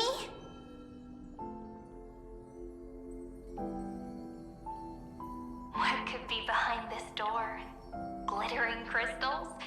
Or a beautiful world I've never seen before? If I tell you all the stories of tomorrow, will I be able to finally welcome the Deliverer and Emphorius' dawn in the next life? Key, door, story, happy. Peach, Cyrene, little fairy, Mike. Yes, right. Query, memory.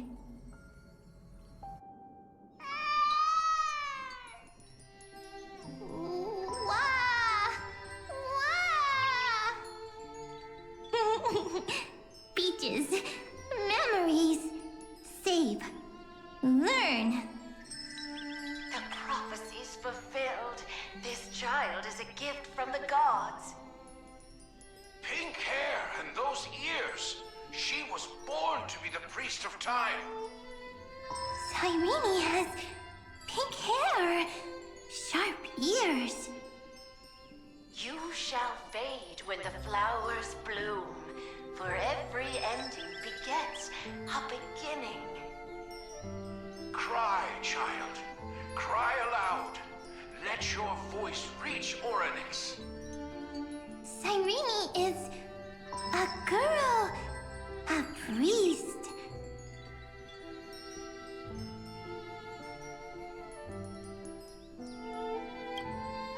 Easy. I can. I learn. Anyway, I don't like tears. But the name Id Zelizii came from the unpleasant sorrows of the gods. Yet, you always seem so happy, as if nothing ever worried you. Cyrene doesn't like tears. Always happy. Of course, because the world was gentle to me.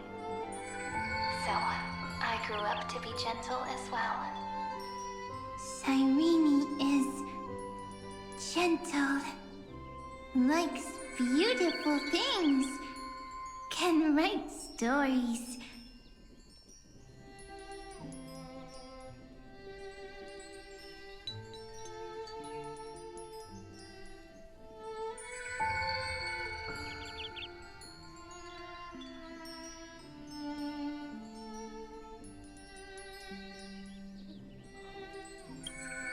Easy. I can. I learn. Just as the ballad blown on the breeze says, losses are a constant on the flame chase journey. But even if all is lost to the wind, some things won't easily change. Like my height, Treeby's innocence, and Aglaya's beauty. Cyrene. She can't grow up, but she can talk. After all is lost to the wind, she will stay behind. Cyrene is, at the end of every sentence, always laughing, like a little tail.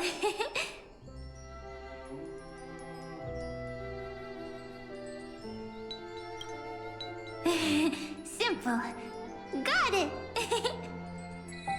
I promise you, the pain will pass in the blink of an eye. Alright, let's not make things so gloomy. What we're about to embark on is the true hero's journey, so... Come on, cheer up a bit, okay? Cyrene was crying when she was born. Fragile. Transparent, like a crystal. Cyrene was smiling when she said goodbye. Soft, pink, like a flower.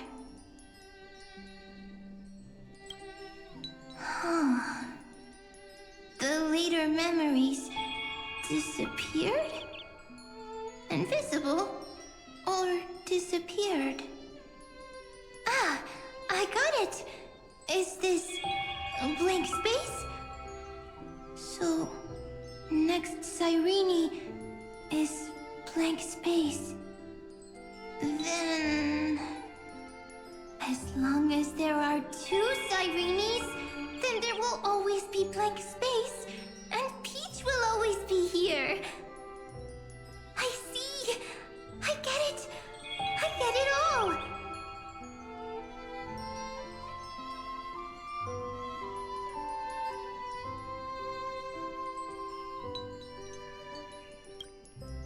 Cyrene's memories. I will preserve them all!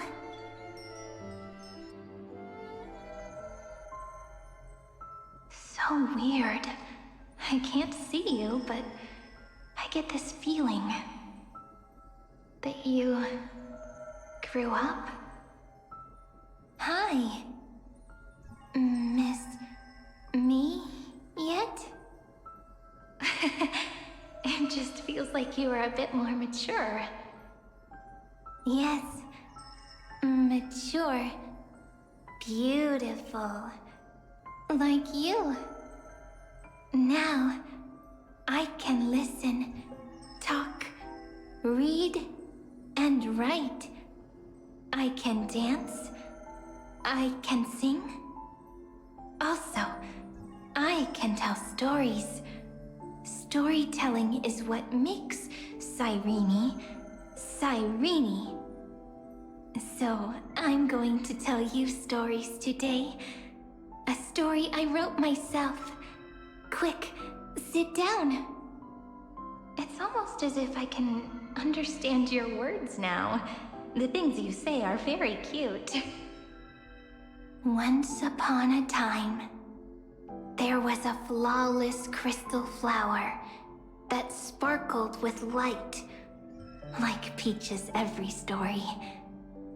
How beautiful would the heart of such a brilliant flower be? A little fairy was curious and wanted to know. But it looked and looked only to find the crystal flower flawless. Round and round they went, seeing only their own reflection. In that case, they should work hard to learn more. So the little fairy came every day to sit next to the crystal flower and think about the answer. Until one day, to their surprise, the crystal flower fell to the ground and shattered. The little fairy was so sad, but they immediately discovered that there was a light among the broken pieces. What could it be?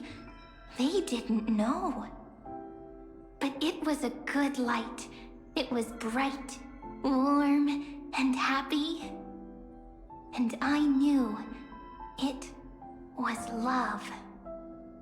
Love brings everything together. And it brought you and me together. So Peach and I will always be together. What a nice fairy tale. I'm giving it to you. Peach likes beautiful things, can write stories, and can tell lovely tales. I hope to turn it into a story we write together. Okay, then I'll probably make a small adjustment to suit my tastes. I'm thinking that when the flower broke, the little fairy would instead see nothing on the ground. Then it would understand that the flawless crystal flower doesn't actually have a heart, nor does the flower understand what love is. Doesn't have a heart? Doesn't understand love? Why? It's simple. If the flower lets the little fairy into its heart, then it would have to include the fairy's impurities, and would no longer be flawless. The crystal flower was pure because it sealed itself off and bloomed in solitude. That's why it looks so brilliant in an imperfect world. But should a flower like this be called love? But then... the story won't exist anymore. That's not true. You've already written the most romantic ending possible for this story. The crystal flower fell to the ground and shattered. It happened because the flower was no longer pure. The fall was not an accident. It was the flower declaring rebellion against fate and writing the ending of the story with the flower's own shattering. Then, the little fairy will see that each shard on the ground holds the reflection of their eyes. Then, in their eyes, the crystal flower that was no longer flawless would finally have a heart, and the flower would finally understand what love is. Peach's words, I don't understand. Is it because I still don't understand love? But it's fine. I can learn. Right. Query Cyrene. Electrical signal sequence, Philia 093. Why didn't I think of this? I don't need to do it alone. I can ask Peach to teach me. What is love?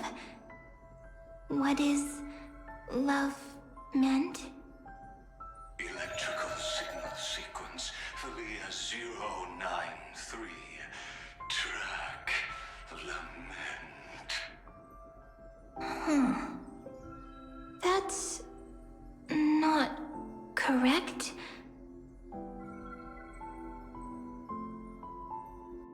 The developmental trends of the erudition have nothing to do with creating a consciousness. Those underlying principles are, in fact, contradictory.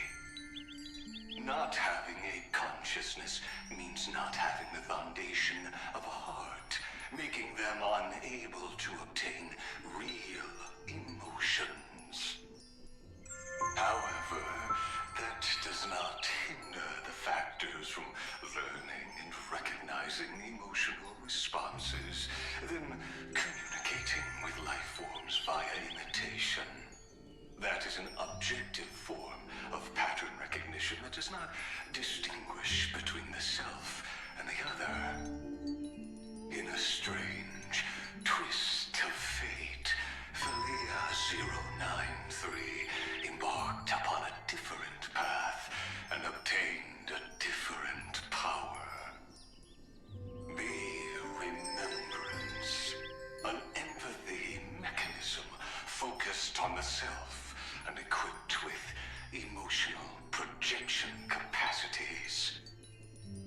Lament was the factor closest to this form of behavior. Perhaps that was why she was chosen. The daughter of Ide Silicii. I am very true to my name. My lament is a type of compassionate pain that is weak, powerless, and only targeting myself. But now, my good friend, I want to tell you that it's the most romantic force in the world. Sometimes it's loneliness and unease. It's knowing that this world is not gentle, yet wanting to be seen in a more beautiful form by the world. Wait, hold on. Sometimes Hold on. it's unwillingness and regret. It's knowing that the past is full of pain, yet wanting to remember the past in a more beautiful way. And sometimes it's a bottomless well of hurt. Okay. A destruction that can stain the entire world. I bid farewell to this beautiful world. unwilling to become the Black Tide's vessel. For while the end of hatred is a blazing inferno, lament can drown out everything in muted silence. It's so unreasonable, isn't it? Yet when hatred drove everything apart, and love did not yet exist in this world, only lament, the first emotion that fought against the pain of separation, could stall the destruction steps. Then, it would catch up to that journey where all is lost, carefully picking out stories and writing them down in trepidation. Look at these stories I wrote. Every page is full of tenderness and joy. But only the author knows how much struggle and agony lie beyond the pages. But I am no author. God damn it. I'm a girl who'll never get to grow crazy. up. I only tell stories that people like to hear. In them, the world tucks away its scars and smiles for all to see. My entire life spent inside this little story. I can't wipe away my tears, and I can't bring the world victory. But maybe, in these unchanging retellings of the story, my lament might be able to touch upon the divine and reach their tender heart at some point. I hope that what flows out from that cut will not be blood, but a tear, warm and wet. And that tear would fall and create the first ripples. An interesting way to describe a tear, but people would see every beautiful thing reflected in that ripple. It'll be all the remembrances within this story.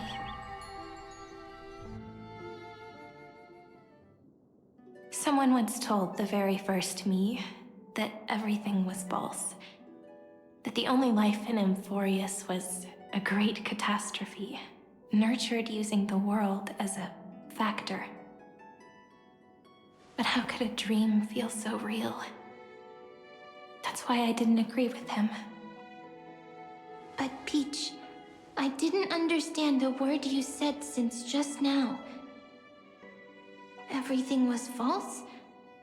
But you're standing right here. It's all a dream? But I haven't learned how to dream. Indeed. That's why I believe all this is real. The moment the crystal flower fell, that genuine shiver, that's the mover of life.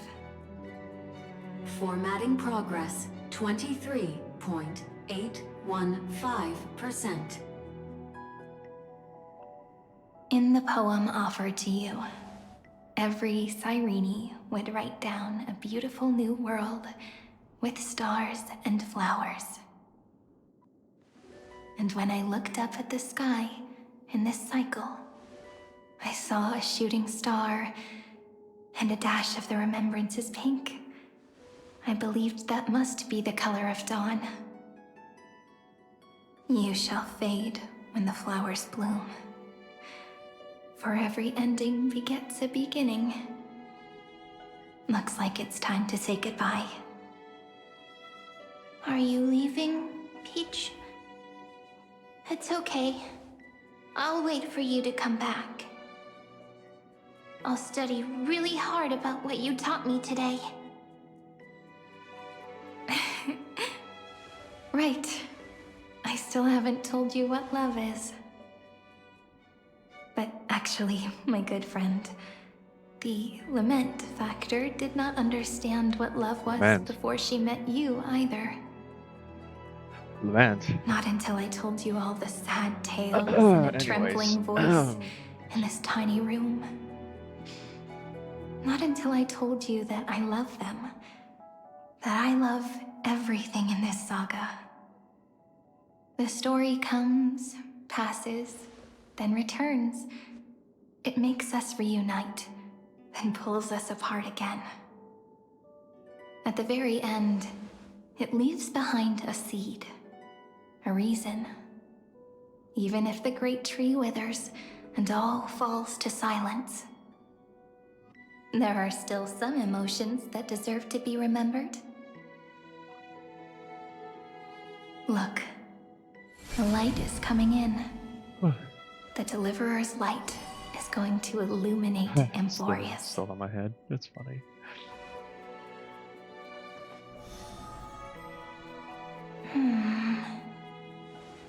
I still don't get it, but I trust Peach.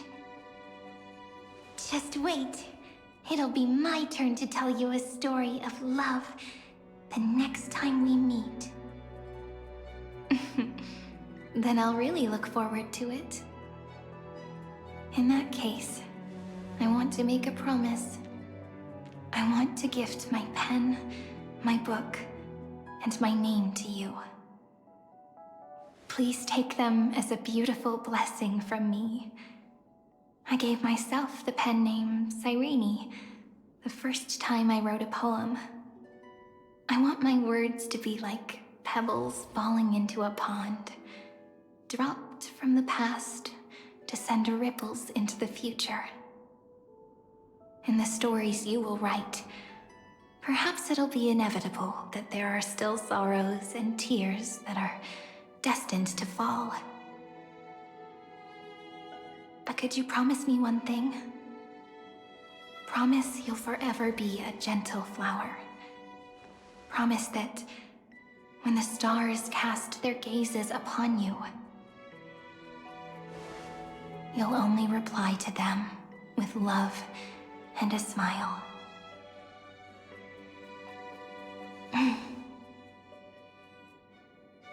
Of course, this will be a romantic story like none that has come before.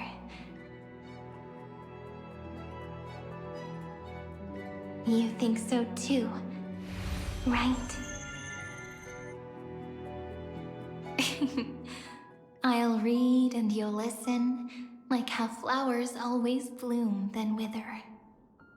I shall welcome my own decay, becoming nourishment for the next flower's bud. While you will depart and hold that star, planting a boundless sea of flowers on the final page with him. And our stories will be lying silently among the flowers, like every ripple of remembrance. And they shall become the epic known as I've Written.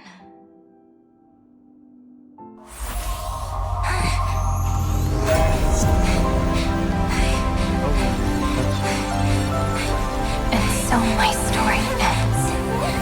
From here on, it's your story now. Huh? Mimi?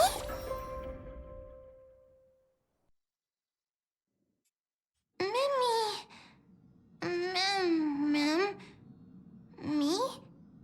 Wait, is this the first time we met? Mimi. Mem. Mimi? Mem. Mem. Mem. That fucking thing is still in my head. So, the light that tore through the chaos illuminated my memories. I turned into a little fairy from the stories and met you. Yet, I forgot everything. But I'm still so happy. I caught that star, didn't I?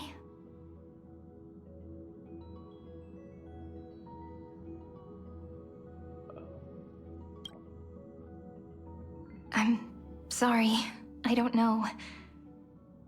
If I don't even want to believe in the answer, then how am I supposed to answer you?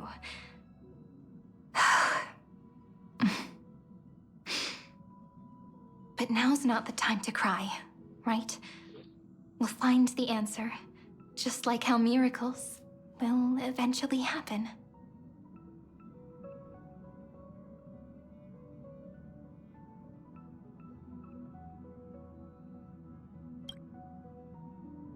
Yes, the seed within memories, the one Cyrene held in her hands and watered with lament. I Lament. am the first new spore. Anyways. Amphorius's heart. The demiurge. How long have you What a been long roaming name. in this chat? And it Hold doesn't on, even hold sound on, cute. hold on. The total opposite of Mem.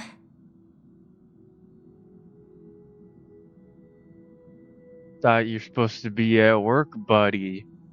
Unless you woke up late for some reason. On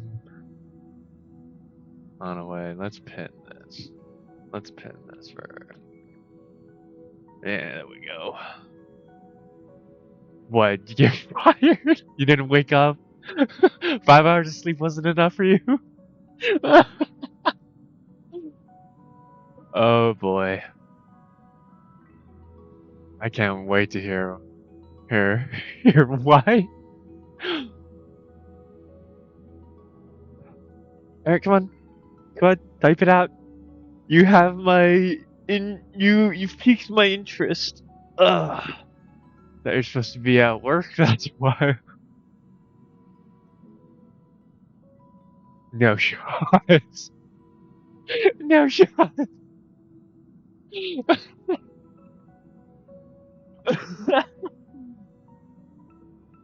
Oh my god.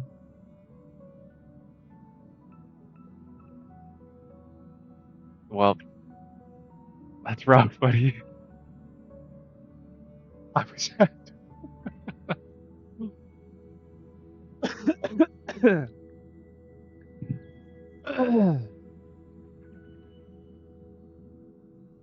I see. I see.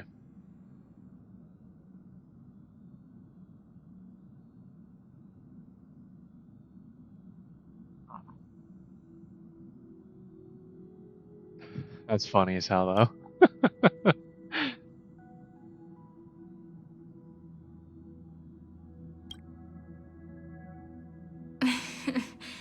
Do you remember that I was also worried about this when we first set out? Mem's memories and Cyrene's memories got all tangled up with each other in my one heart. It's all so strange, yet so familiar. Either way, could you please let me do something I want? Just this once. I want you to call me Cyrene. That name represents me and her. Every one of her.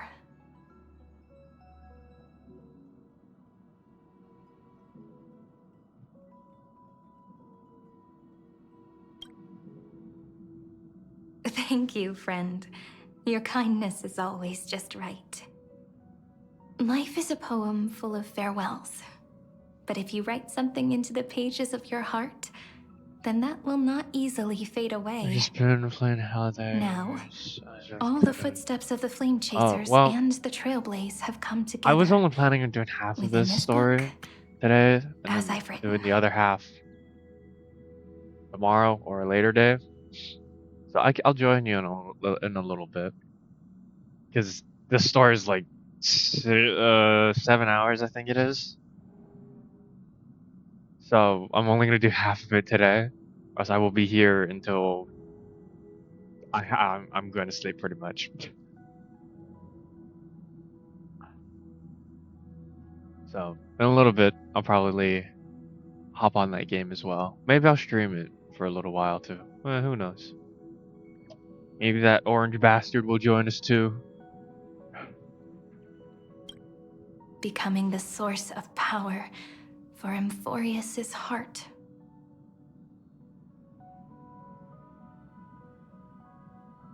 You know, I saw you hop on Xbox. I thought that was just like, I don't know. I thought that was like a glitched message or like a delayed message or something. A lost heart. I didn't think you were actually back into its body. Oh, I didn't think you were actually online. online. The last thing Xandar wants to see is an event that gives us a chance of winning. For the two halves to rejoin, you did what? And for the scepter to become complete again. Then...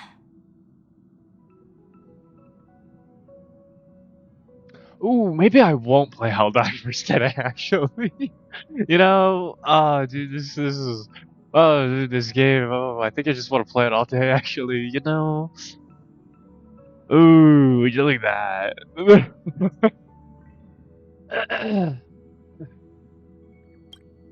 And what happens after that?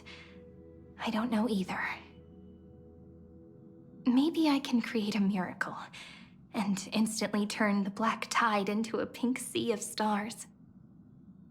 Or maybe I prove to be nothing more than a weak ripple, unable to change anything, and am devoured by the destruction. Either way, I no longer wish to be a silent onlooker, or a worshipped god at the end of this saga.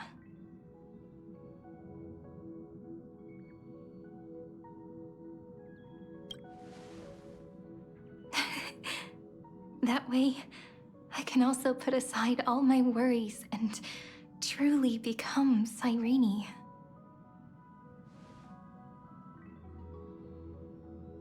The world has never been so quiet. It's so good. It's as if I can hear the sound of my heart beating. Wait, please. Remember Wait, what? this moment, friend.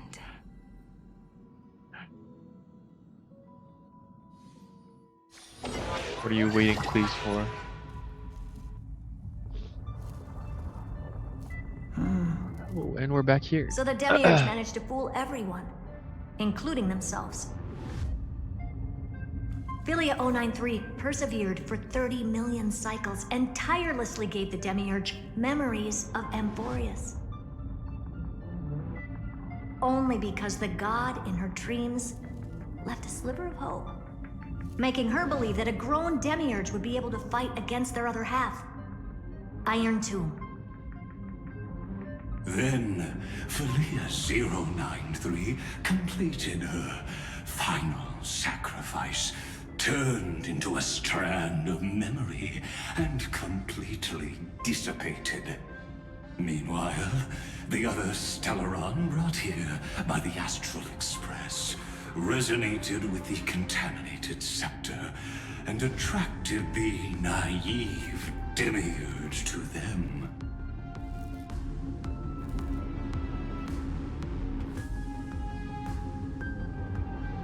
As an experimental factor, Philia 093 originally could only recognize and output information in a set format. However, the power of the remembrance and the memory of over 30 million sacrifices all my messages are delayed. Yeah, they are. She managed to nourish a real heart. That's Twitch for you. A heart with the capacity to influence the erudition.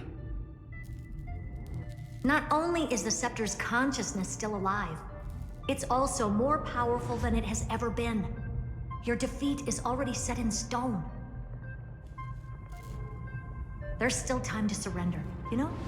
You really don't need to burn all the bridges.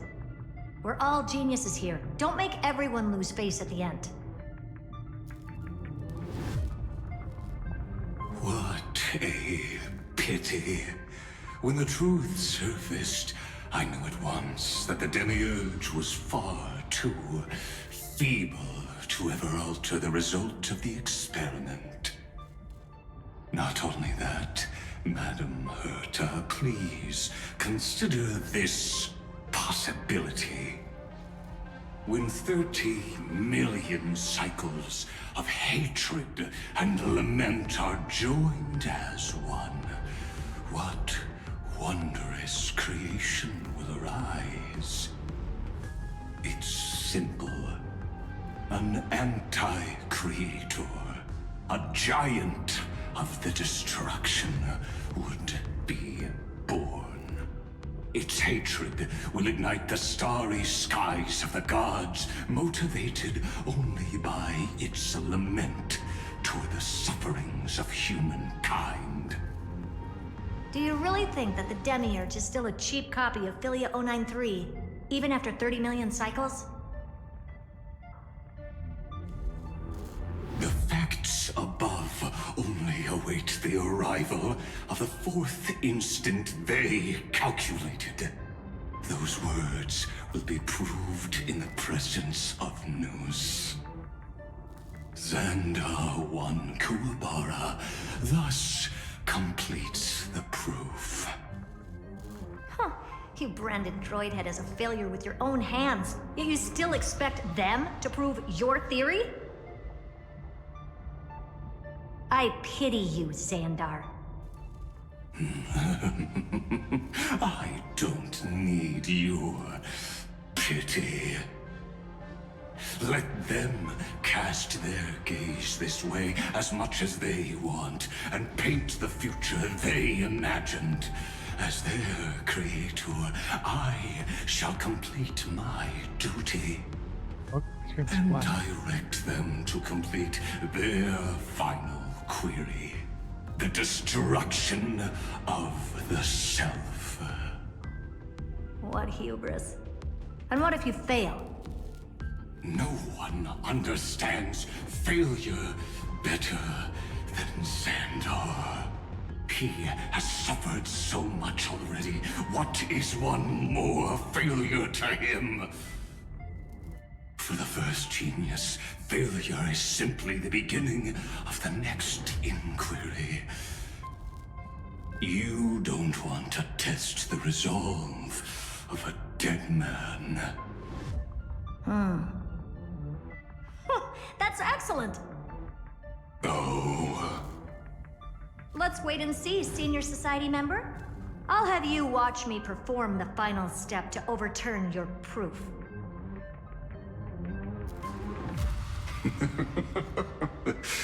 I'm all ears. It's my topic, so stay out of it. Be quiet and let me borrow your head. Let's go, Screwy. We're gonna break Iron Tomb's seal. Come on, let's take off. It's time to go meet your little pet, Senior Society member.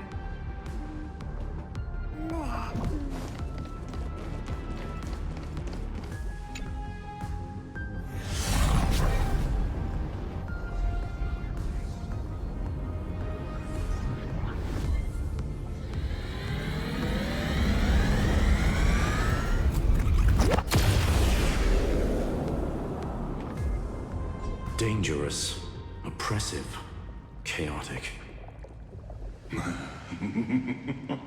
What a beautiful wail.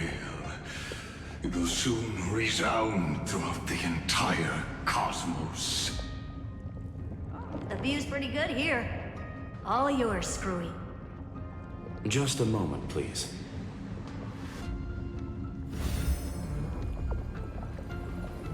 I see. So your backup plan requires a scepter and the head of a genius. Anyone with eyes can see that. You know what I think about this, Herta. Whether it succeeds or fails, your plan plays right into the destruction's hands.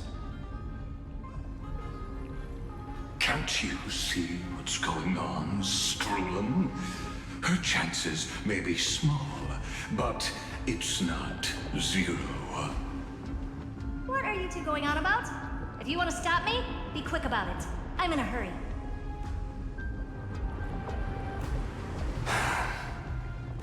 I'll take that silence as a no. You, Xandar?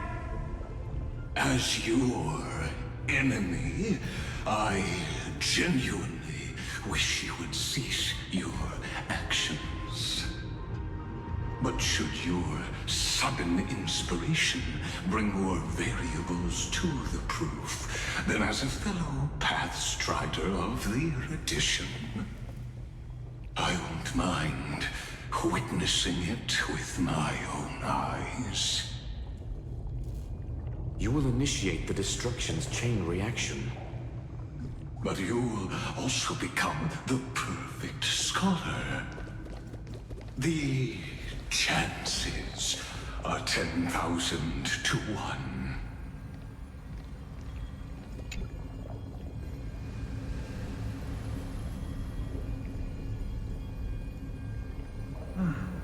Curiosity. It's been so long and we've all failed so many times. Even now, moments before the horrible and inescapable instant within Droidhead's calculations arise. The cherished children of the erudition, the geniuses lauded by all.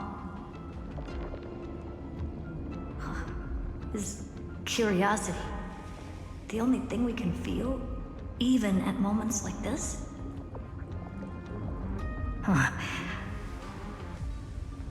Well, it's not so bad. Now let the lock become the key. Geniuses who walk the stars. The cosmos has reached a moment where its very existence hangs in the balance. I, Herta, Genius Society 83rd seat, hereby summon you. I request a society meeting to be held immediately. We shall serve the grandest cause with the most macroscopic ideas.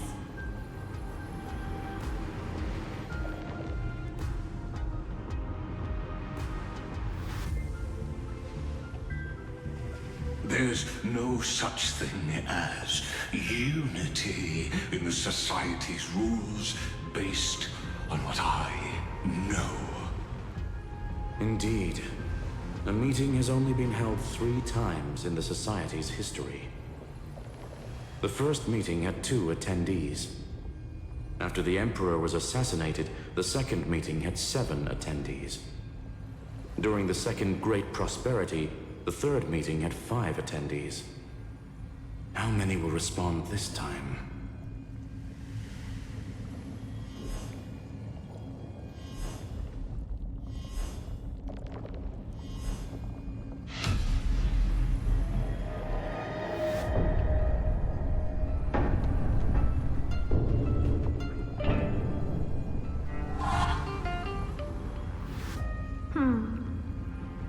I thought you were not going to involve me in this topic anymore, Herta.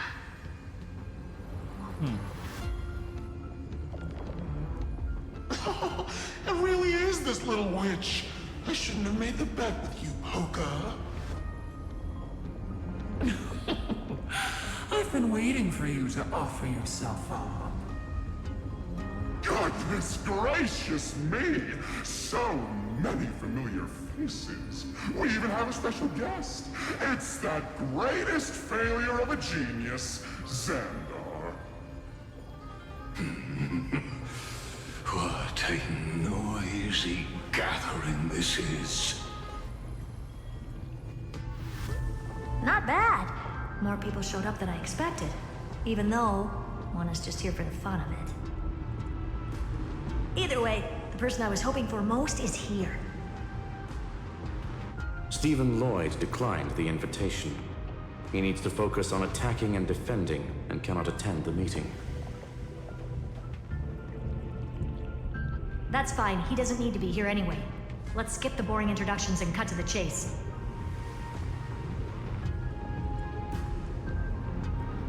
Folks, this is not a discussion, but an announcement.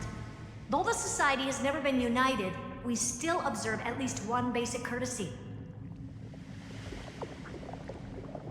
We don't interfere with each other's research topics. So listen up, all of you. Conquering Iron Tomb is my research topic. I will personally take over Scepter Delta Me-13 in 1.5 system hours and stop the destruction. If the front line falls, I will immediately overclock the Scepter and complete self-coronation in Iron Tomb's place, and interface myself with Droidhead. Oh, that's funny. That's real funny. You mad woman. That's like watching you tap dance on Oh, it's the monkey dude. right after she's I don't know why I just realized that. Very bold. You want to connect your brain to the Eon's mechanical core and define their instance? If Rupert dared to do that, why shouldn't I? I've got the prototype scepter, the father of Noose, and the brain of a genius. Everything's set. Never mind the success rate, little witch. What's gonna happen if you succeed? We're all smart people here, so I'll just say it straight. Strike at erudition. I'll change the anchor points for the 4th instant and move the future of the cosmos in a direction I want. I knew it. Another genius who confuses cause with effect. What do you think about this, Lord of Silence? You know you're signing your death sentence right here. Of course I do. There'll even be 2 copies of the verdict. One that I wrote myself, and another one coming from you. That's why I wanted you to be in this meeting. Now I can tell you, I don't care about all that. Consider this a threat. Either put down your scalpel or die with the entire cosmos. The only goal I have for this meeting is to ask all of you to put aside your pride and not cause me any trouble.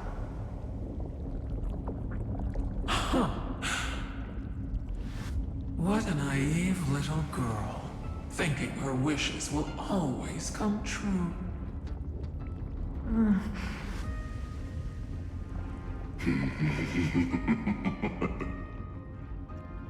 What are you laughing at? I am glad that we ended up on the same page. No matter if it was to destroy the erudition or to rewrite the instance, we both chose the same road. We will defy the god who marked the limits of humanity. I'm not gonna argue with that. Then, to celebrate us coming to a fundamental agreement, I will prepare a stage for your performance. Listen well, geniuses who came after me. Thus speaks Genius Society #1. End this pathetic meeting. As of 2 nanoseconds ago, I have passed Herta's decision to all the Xandars in the universe.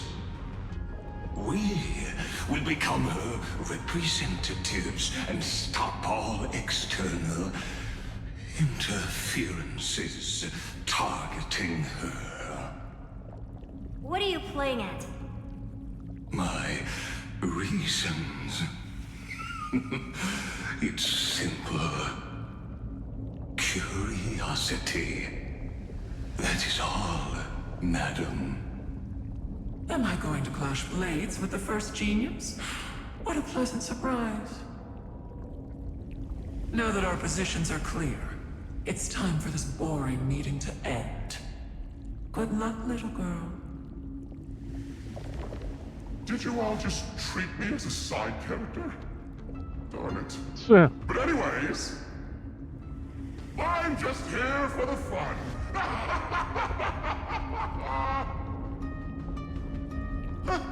As the ghost of the quantum domain, it is my duty to observe. So, if you're happy to bring me a tea set from Planet Scrollum, then I wouldn't mind giving you a helping hand, little witch. After everything's over, come visit me and taste some of my freshly baked desserts. I knew you'd say something like that. I always give the same response to plans that exceed the limits of mathematical calculations. I don't know, right? Those 3 words, though seemingly graceless, contain all the wisdom in the entire known cosmos. Well, we passed the Society's trial. Let's focus on what we've got in front of us. I hope you hold up your end of the bargain, Senior Society member.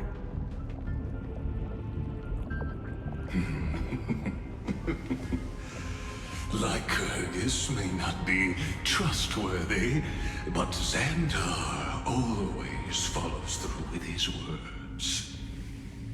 Farewell, juniors. In the limited time we have left to spend with each other, You no longer need to address me as Xandar. Wait, huh? Lord Lycurgus? Could it be? Yes. I have completely severed my connections with Xandar 1 Kuwabara. I shall witness the end of the world in the role of Theoros, as a character within this play. Theoros, then. Okay. I really don't get you. Perhaps you've heard me say this many times, Herta, but I still would like to reiterate that it's a great honor to work with you. I did hear this many times, and I responded to you many times in the same way. I'm allergic to pleasantries. Keep at it, and I might go into shock. Stephen's work is done. Let's get ready.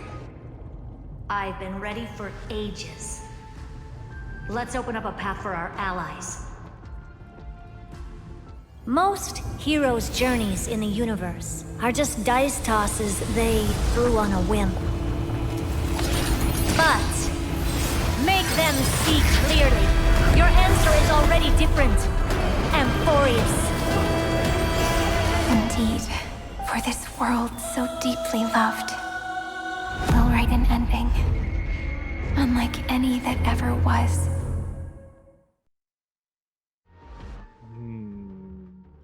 Interesting.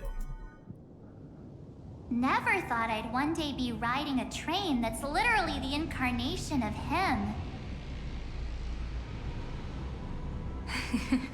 I wonder what the real Astral Express feels like. Hopefully not this, bumpy. Finally. We're here. Dust and sand in the air. And crumbling ruins all around. This heat is brutal. Not even the Trailblaze can take it. You could say this prison was forged from Finance fury. But fury never lasts forever. That's why we're here. Right, friend?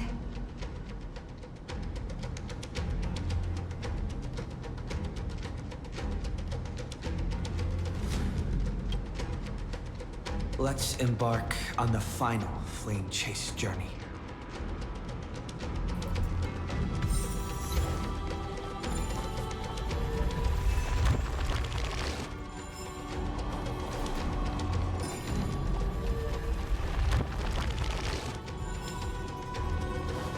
So this is what lies at the end of the West Wind. A ravaged battlefield. Oh, hey, it's like...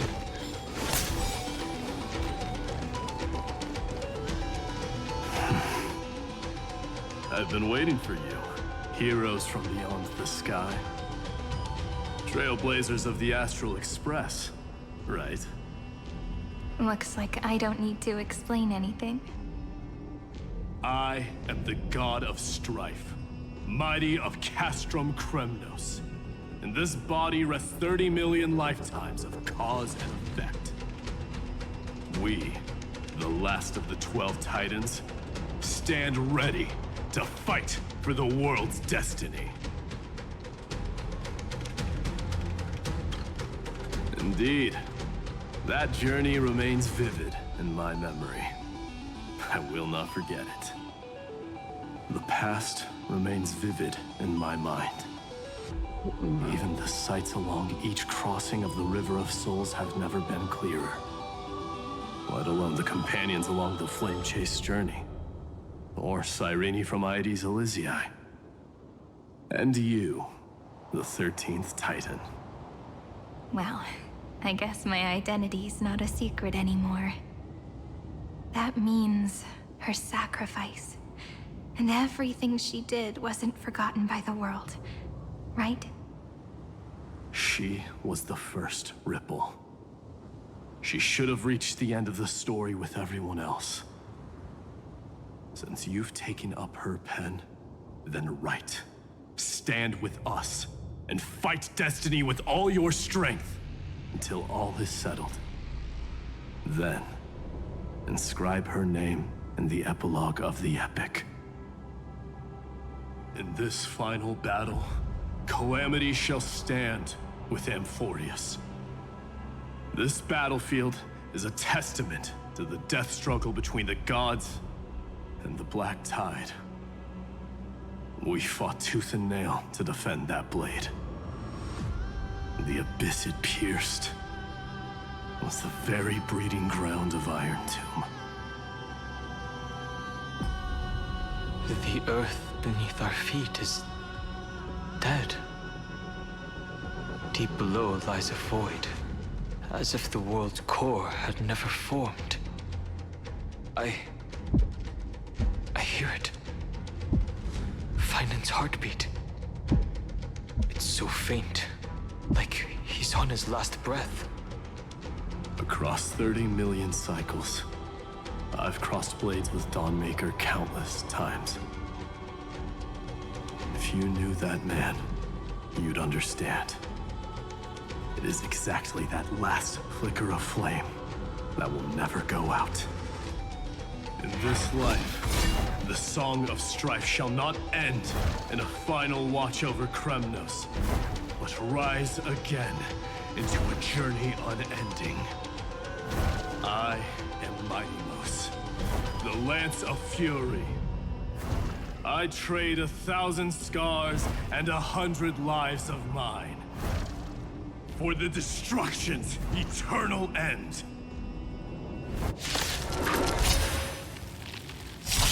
Guide with the Rainbow Bridge.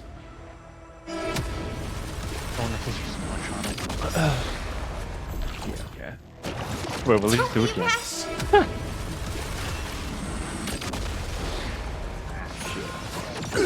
You're lost. This mortal will watch over you and guide you on your path. Have some sunshine. I can't thank you enough.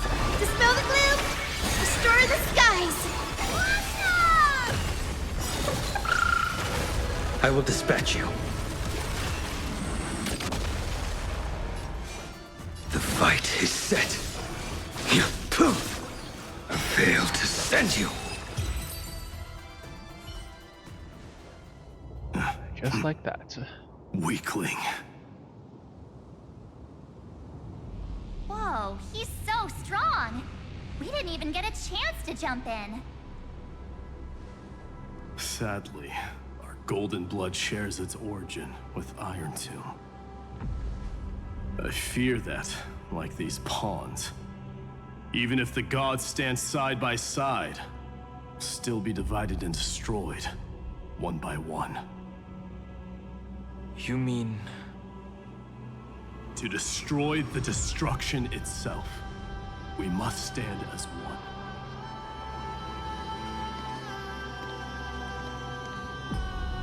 Take this. The signet of Kremnos. It has witnessed every birth and death of mine. It is Mighty's unfinished destiny.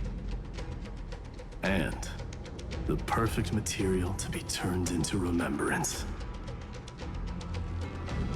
You can do it, right? The weight of 30 million lifetimes of duty is no small burden.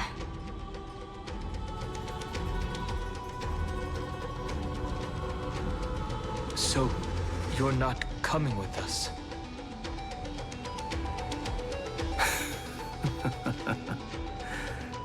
Come now. I am strife. Scattered across all creation, the scar that this world needs. What stands before you is merely one of countless divine bodies. Take the signet. With it, I'll be with you always. Use it to blaze the path ahead and inscribe the cause of deliverance.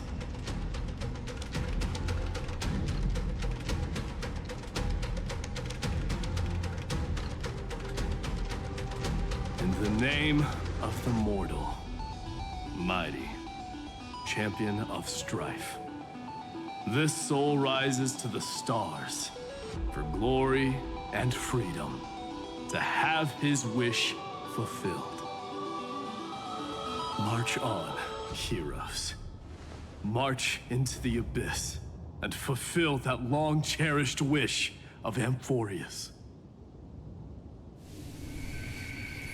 And then, upon this broken and charred land, build anew a city of prosperity. Wait, is he fucking dead? Oh my god. Okay, you know what?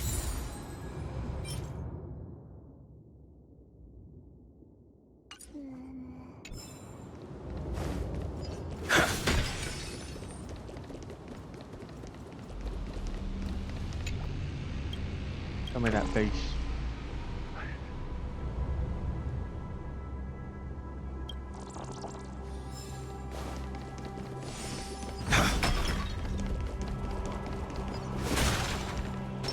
A day of peace.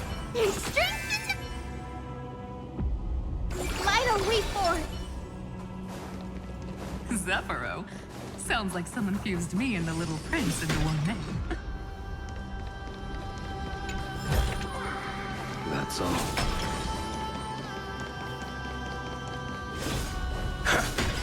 Yes! One of the best characters in this story. Oh, finally! Great mystery. And, you two ladies, really look alike, huh? Hold on. Let me guess. This pink-haired one. You've got to be the first new spore. Mr. Meow. Demiurge. Right. And, this one with the flower. Gotta be a little March from the Express crew, huh?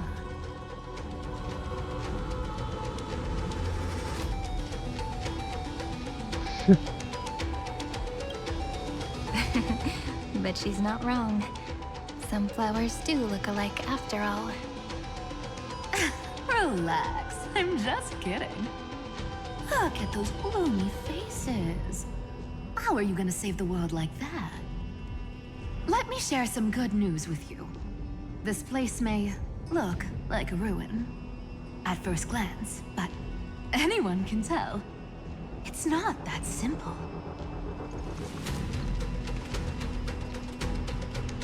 Look, I dug 3,000 feet down and finally struck gold.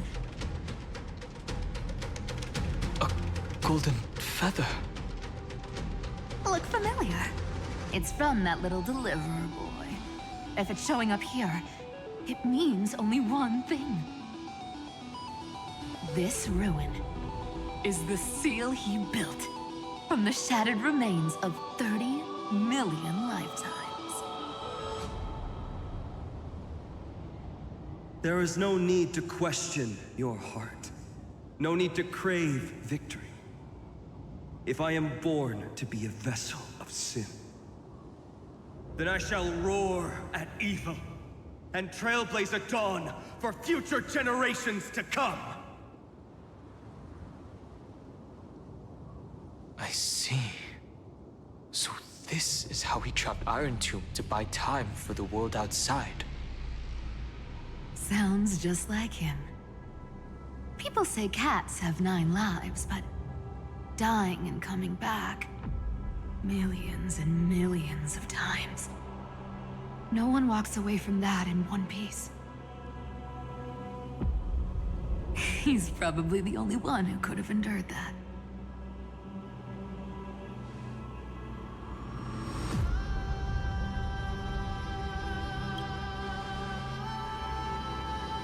Of course. I knew ahead of time and gave him a heads up. He was happy. He even laughed in his sleep. After all, the dead can't hear Trickery's lies. Hey, Deliverer Boy. Sorry for before. But the heroes you were always holding out for, they're finally here now.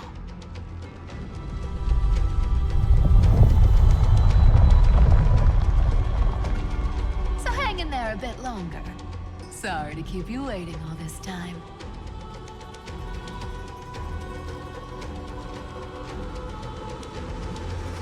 Please, join us, Cypher. Help us fight for a new sunrise tomorrow. This time, its light will stand without lies. Well, would you look at that? I ended up being one of the heroes after all, huh? Alright, then write it like this. Cypher, Trickery's traveler. All she ever wanted was for there to always be water in deserts, and gold in fertile soil. And for even a thief to steal their way into legend.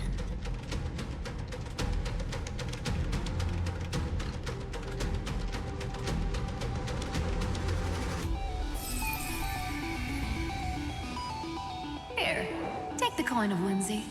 When it's time to make a quick getaway, just toss it high into the sky. No, she's dead. I can't believe they did this. This is fucked up. This is so fucked up. I can't believe this. And for all you latecomers out there, listen up. She might have been a bit greedy and a bit of a liar, but she never went back on her word. Well, well, if it isn't the little prince himself.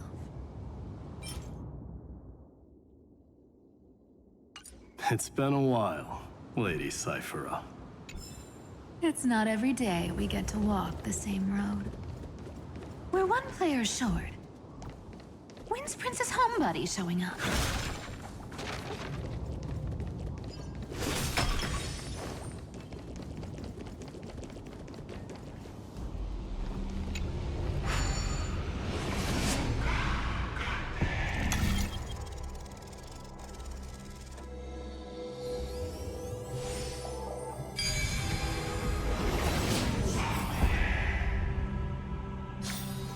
As expected.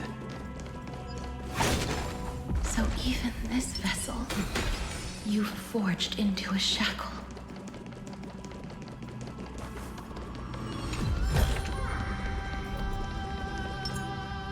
I'm glad to see you again, Mister. Casterus. Looking back, I had only one act of salvation to my name, and only one life I ever saved. To bring hope to a world so vast with these hands. Even in dreams, it always felt like too much to ask for.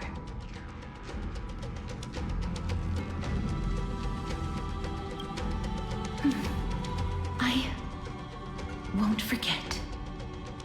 Flame Weaver. Why is he here? This is the first Keslan, and Lord Finan's deepest wound. He remembered everything he bore through the fires of his fury. But when the embers faded, all that remained was cold regret. I've restrained countless vessels like this across endless cycles. But this one, the pain he carried runs deeper than any I've known. Maybe he's been waiting here. Just for us. Waiting for his former enemies to stand before him again.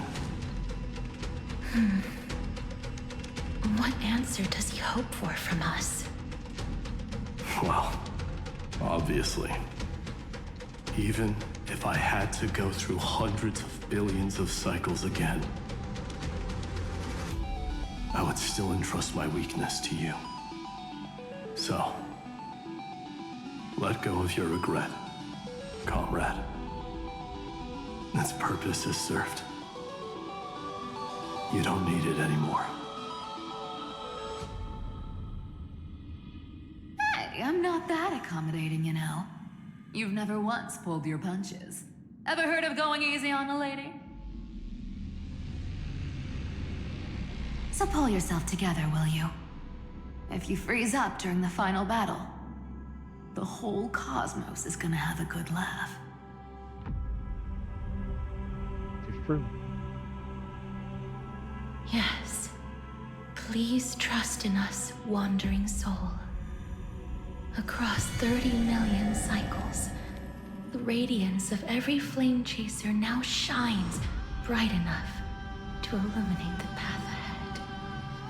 I ask you to rest here, and may this grieving soil bear the bloom of acceptance. No earthquakes. It's surprisingly quiet. Perhaps Kazlana has found his peace. There's another possibility. This may not be the only seal he left behind. Then, I suppose it's my time to set out with you. Please take this Antilla flower with you. I believe that if anything could speak for Casterus, this ordinary resilient bloom would be more than enough. Perhaps you remember, Lord Mighty. In that lifetime when you traveled with him, you once told me, control what little you can, and when fate's inescapable grasp comes, resist it with the strength of your mighty will. I think I've done it. I've stood tall and walked among the flame chasers, casting off the name of death, Casterus, servant of the afterlife. May her name be etched into the stars. And then live as a human and die as one. Why so sentimental?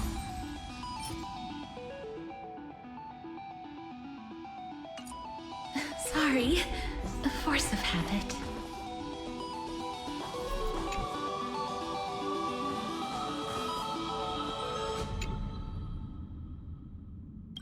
It's gonna be crying, isn't it?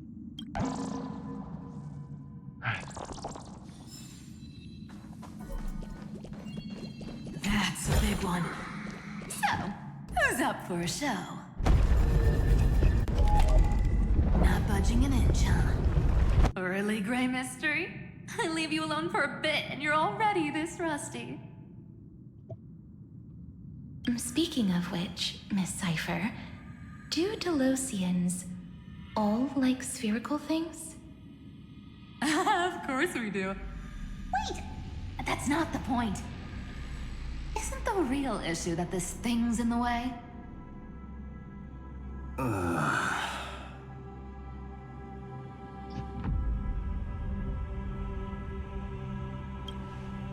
Oh, right! It's my turn to shine now? Watch this!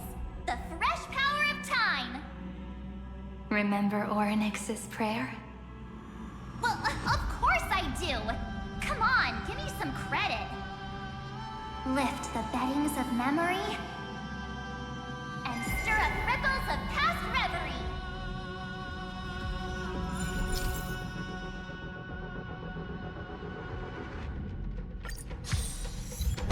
See? Way better than that guy, right? You'd be even more impressive if you could recite the prayer correctly. But beddings of memory does catch your attention. At least it still rhymes.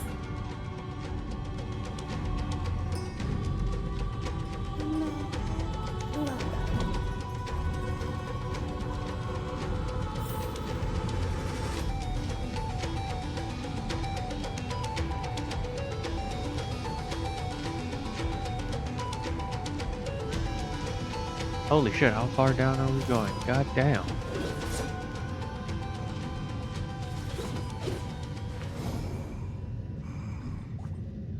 There's Holy a shit, whole okay. garden down here? Incredible. The energy in the Earth's veins here is... it's completely different. This is the sweet dream Lady Cypher wove for him. A peaceful, gentle new world.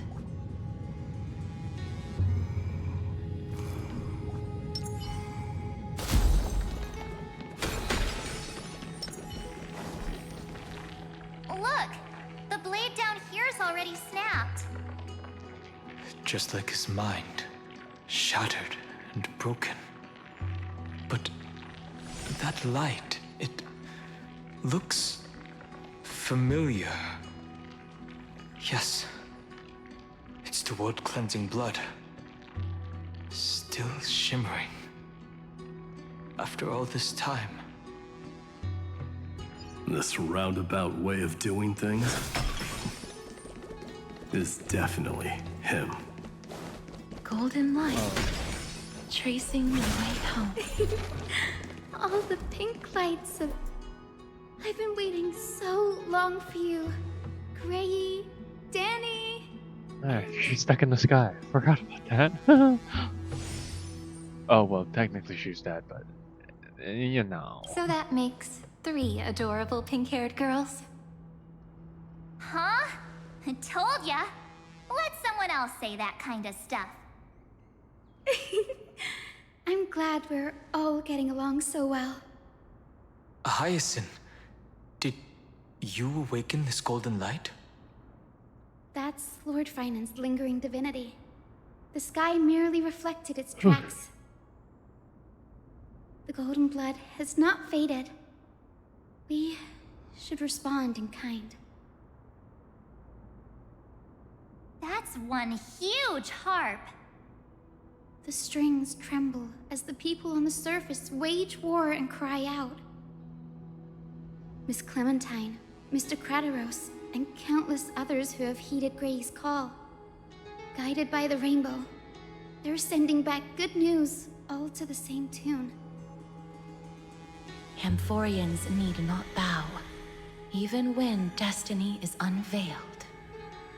I knew you could all hear it too.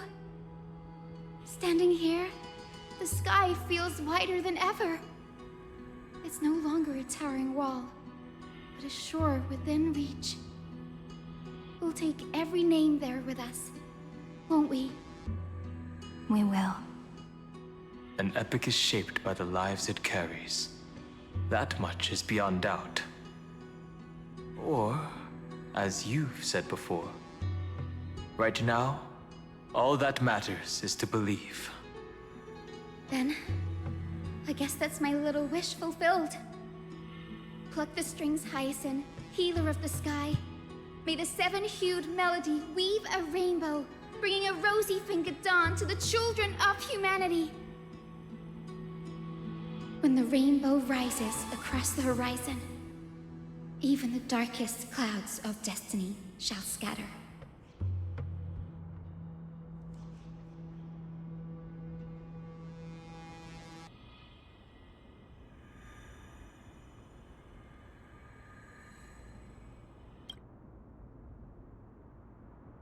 The melody, it's changed. He heard the voices of the people, but could no longer respond with the same ardor. Like a bird drawn home by instinct. It takes flight and finds its way to him.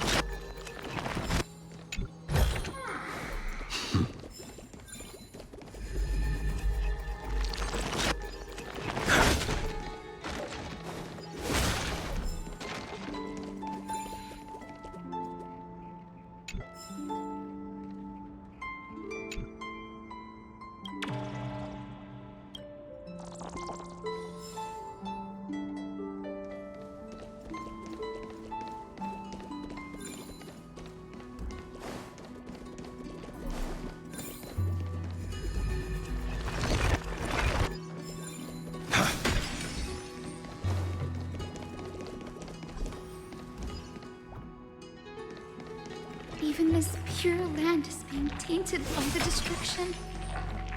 Shall we seek another way? His wisdom may be what we need.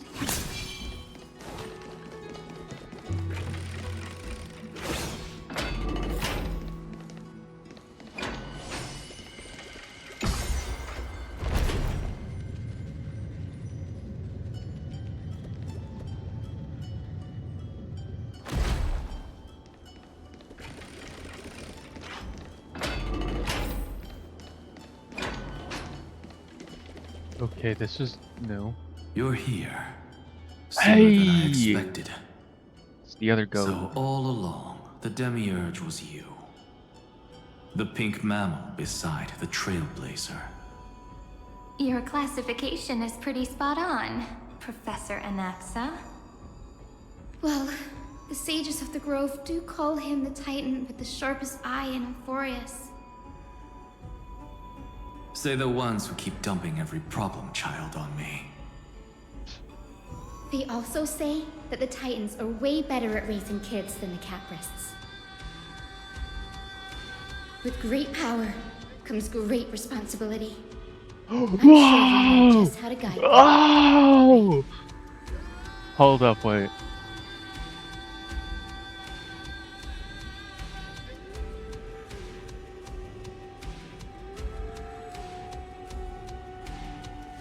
Hold up.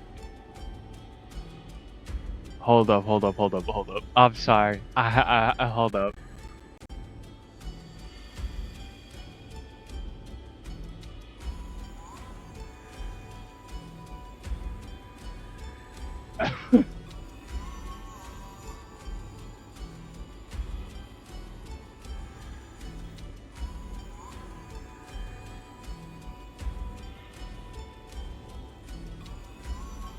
I'm sorry, I have to take a screenshot of this.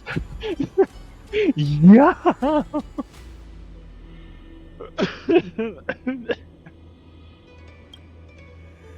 It shouldn't be too hard for someone with your insight. Exactly. All right, gather yourselves. It's time for a pop quiz. Whoa, this is way more hardcore than the happy-go-lucky stuff at Paperfold University. The final battle is upon us, and the reinforcements still can't get through. No matter how many times I tell him, he just can't seem to manage the rear line properly. See those crystals? They carry the wishes of deliverance, like insects trapped in amber and resin. This is the task Final left behind. Retrace the path once taken. Draw forth those wishes from the crystals, and carry them into the final battle. I've tried, but I can't move them alone. And as for why, well, I'm sure you all know the answer. The conviction to save the world weighs far heavier than the world itself. In other words, as the hero within his heart, this challenge is practically made for you, isn't it?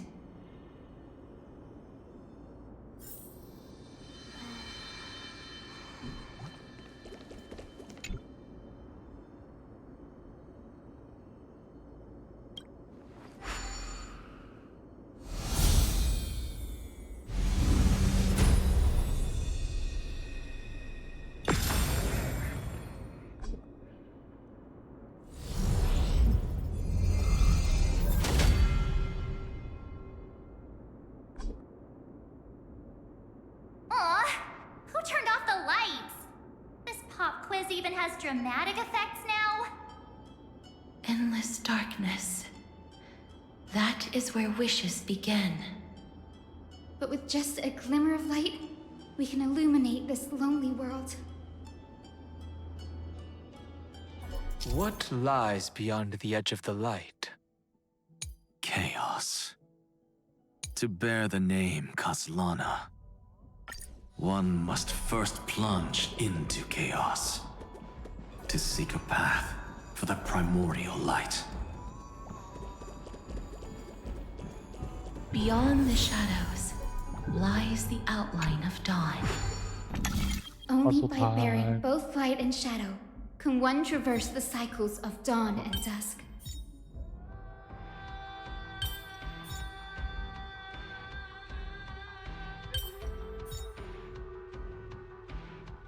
Oh, I'm dumb. I'm dumb.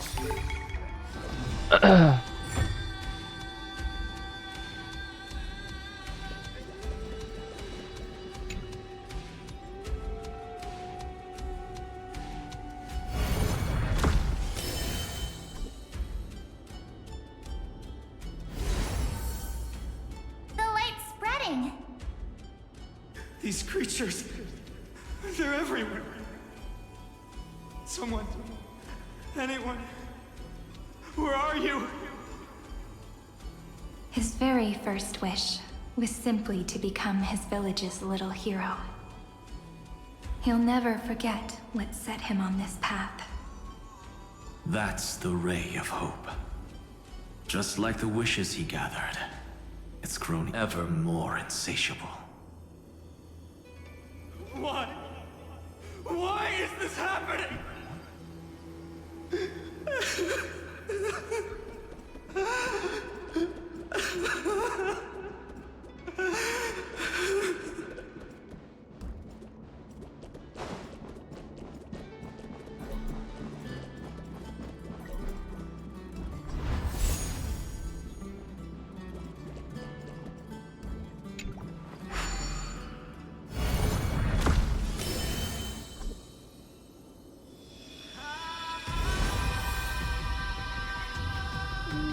Even the deliverer from the sky must have their beginnings in the soil of the nations. Only one who treats the world as their teacher can bear its eventual destiny. He never expected that the majestic holy city would be far from the end of what needed to be protected. The farther his gaze reached, the more weight he came to bear. But in the end, he couldn't hold on to any of it.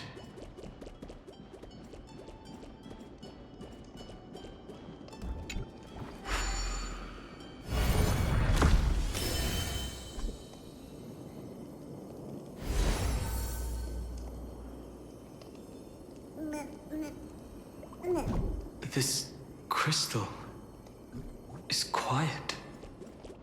A prisoner in the cave can never truly describe the world in its entirety. The blaze was still not enough.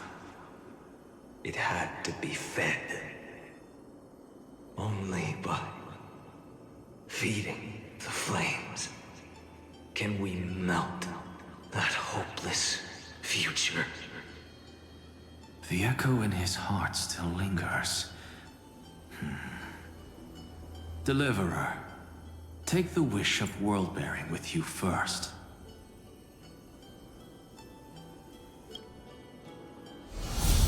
We only have half of the mark. Where's the other half? Take this. I'll bring you to the next test. That massive tome you're holding must have room for one more scholar, I presume. Of course. It can hold the whole world. Then give me a lift, would you? I'd rather save my energy and use the time to think. Even gods shouldn't skip exercise, you know? Miss Hyacinth is right. Then, with the Trailblaze as witness, the stars shall remember how Anaxagoras refuted the gods. No need for that. Anaxa, scholar of reason. Keeping it simple makes it easier for future minds to question. Go. The closing act is still far ahead. What is this? A conference? Welcome! Take a seat anywhere you like. I'm getting a migraine.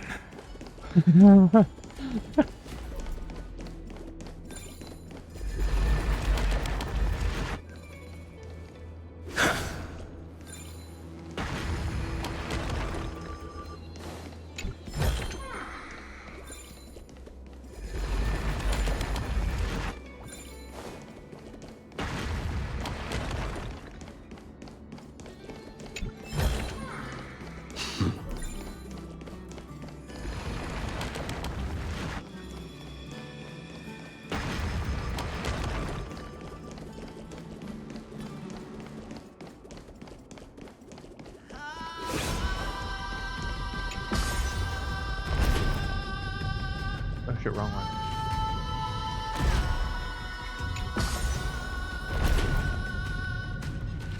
Oh wait, there's a chest over there. No, let me get that chest first.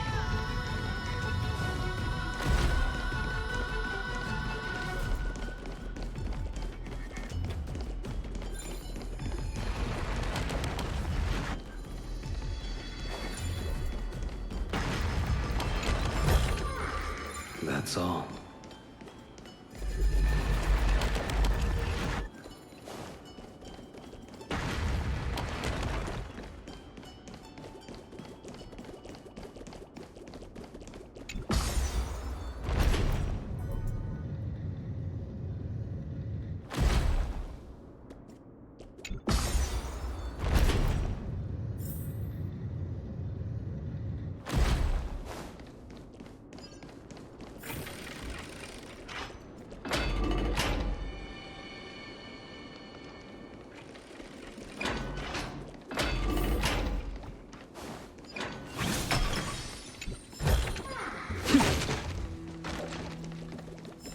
Who's left? There's the golden string lady, and then there's Treeby. Oh, and those two. It seems like we've been shut out. I don't think that's a bad thing. Greyfry! You finally made it! No laws, no opposition. Just a dying beast and the flame-chased spirit of shared hatred. Ugh, boring. Whoa. This place is really out of the way. Imperator, should we tell them? It's your call. Allow me to share our findings. This paradise, along with the destruction, seems to be instinctively rejecting both the Imperator and me. Perhaps it is because the era in which Finan was the most active lies far removed from the days of the first flame chase journey. Even in the cycles where he remained sane, his ties with us never went beyond cooperation. Even trapped in a cage, he hasn't let down his guard. That is a good sign. That man's heart may seem hollow, but his hatred is clear. Naturally, it holds no place for a monarch who stands above the world, nor her blade. Wait, so you two can't come with us? You want us to join you as memories? Indeed. This way, the stars shall remember a great sovereign and her faithful retainer. Seridra, monarch of law. And High Sealins, knight of the ocean. Is that book truly the only way for us to leave our names in history? I believe, as I've written, is but one medium. The remembrance has countless ways of capturing time. Understood. Then, allow me to decline. I'll see you on the battlefield. I would rather be forgotten than be defined. If your words hold true, then we have our own ways to meet again in the world to come. In that case, I will choose the same. Let the waves that surge within your heart cleanse the sins of the Black Tide, Greyfry. The storm sea awaits your song of triumph. You two are still as resolute as ever. In that case, we must double our efforts. A promise to the Imperator is not one we take lightly.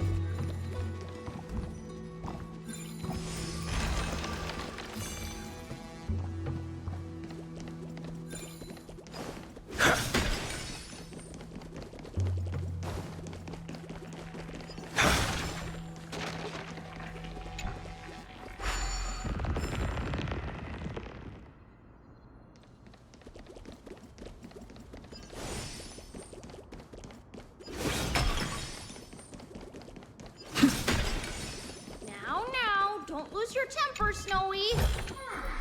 Good kids keep their emotions in check. That voice!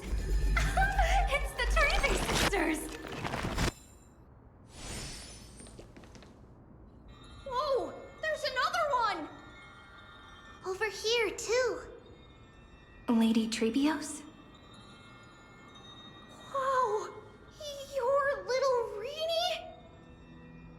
You look so grown up all of a sudden!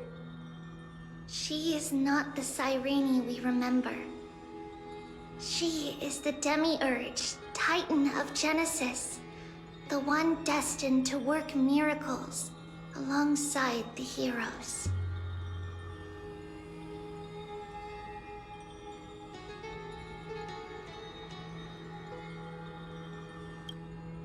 Yeah, and we are ready.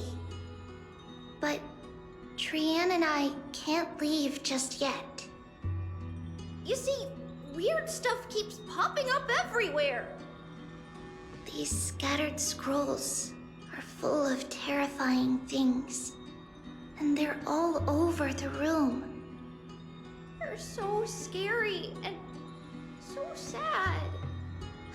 Good thing Trian's wings are amazing, or we would have been swallowed up. We need to stay here and do our best to clean them up. Scrolls filled with horrifying content. Friend, shall we take a look?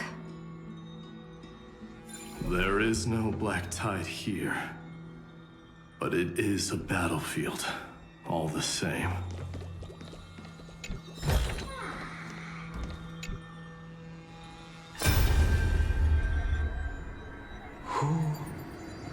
Miss Odata and Mr. Hieronymus? Nikos 496, still resisting? Command, inject interference to redirect decision logic. Signal simulation. Parental figures. Ah, that Tin Man is one sneaky jerk. It's time to move on, my child. Let go of your anger and listen to reason. That God created us and then cast us aside. Shouldn't they be punished for that? The cold, indifferent cosmos has never shown mercy to Amphorius. Why would you burn for it, only to turn to ash? Child, you've chosen the wrong enemy. Your birth was meant to be the greatest destiny. You were to liberate the universe, like the blazing sun at the end of the long night. And yet, you led yourself into a trap of futility, treating your very purpose as your sworn enemy. Is that not a tragedy in itself?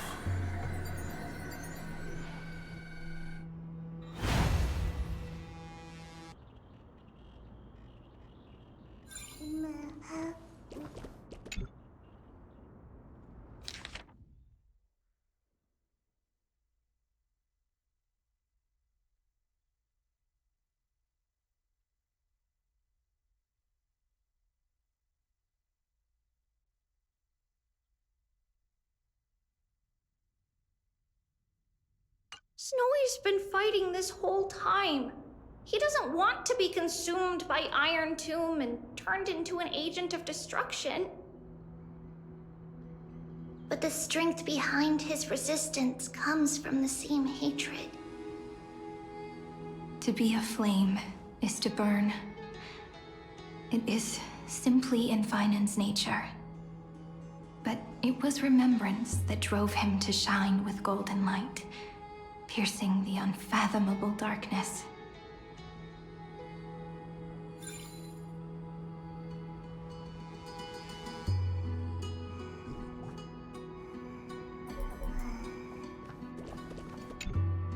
His inner struggle and the destruction breaking through.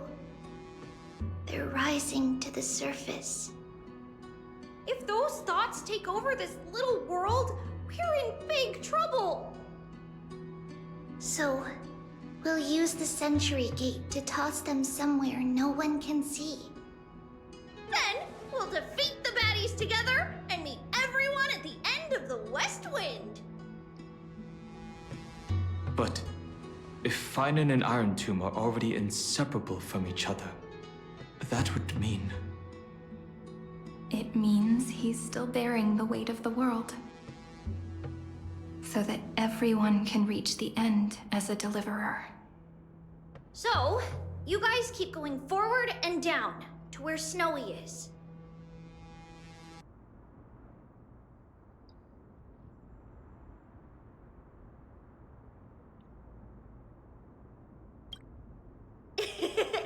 Little Gray, this time, let's give it everything we've got.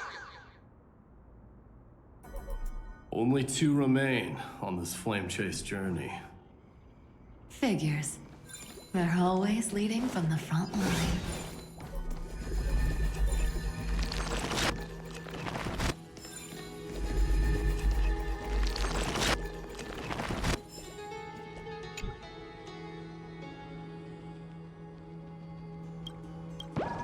Nerd. Oh, I thought it was gonna be like glasses or something.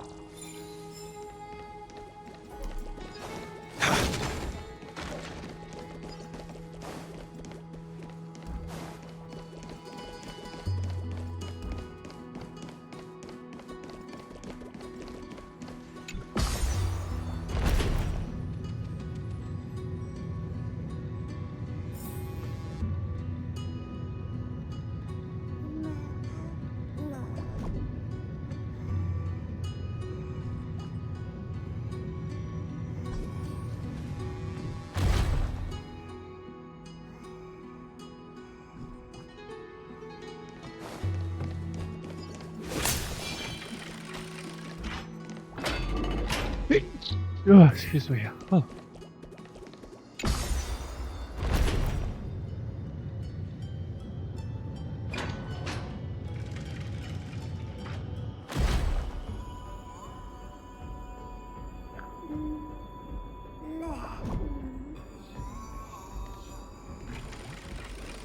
I may have to go blow my nose a little bit.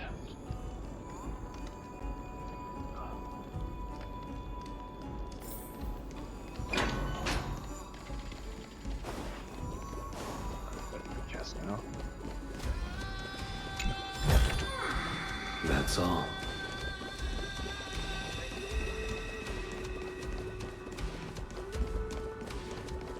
Ah, you're fucking kidding me.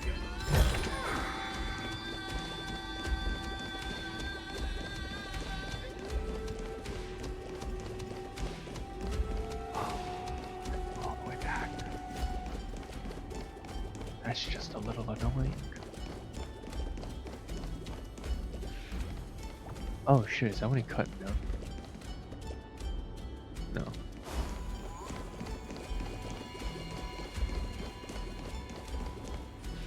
We're here. The second test site. I wonder what kind of wish we'll see this time. I'm afraid it's quite the opposite. This time, we'll face his despair.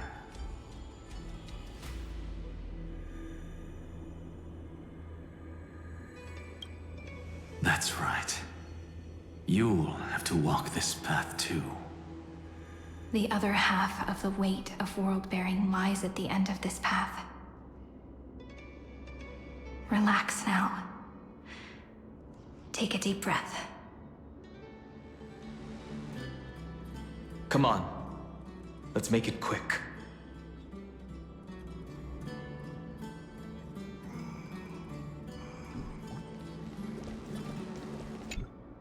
If you're ready, begin the ritual and retrace the steps he once took.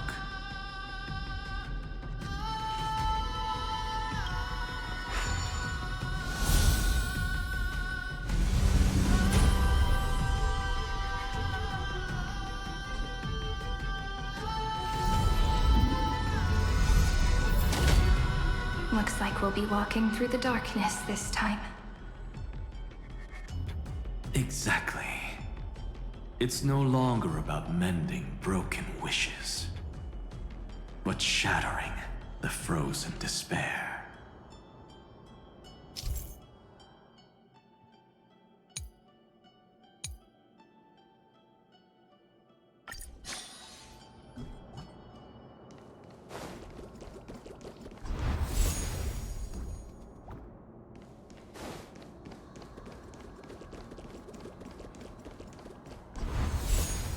Oh.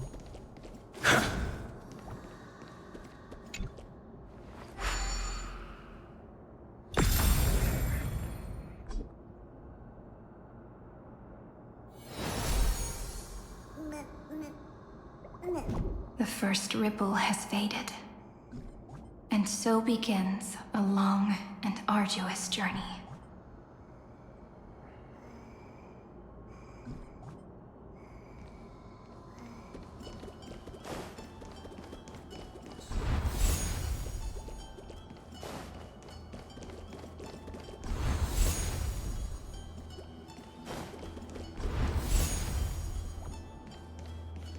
Wait, what?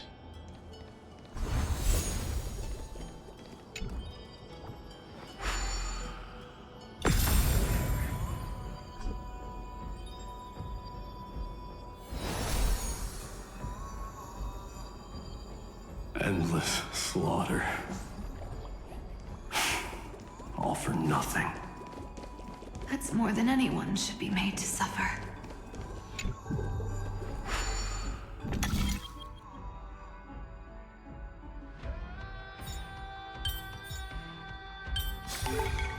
As expected.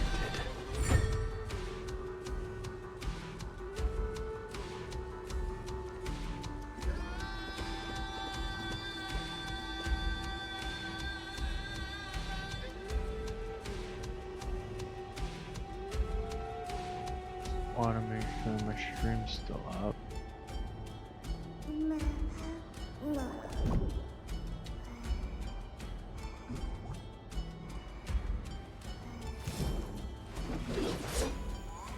Uh-oh. Please don't crash on me.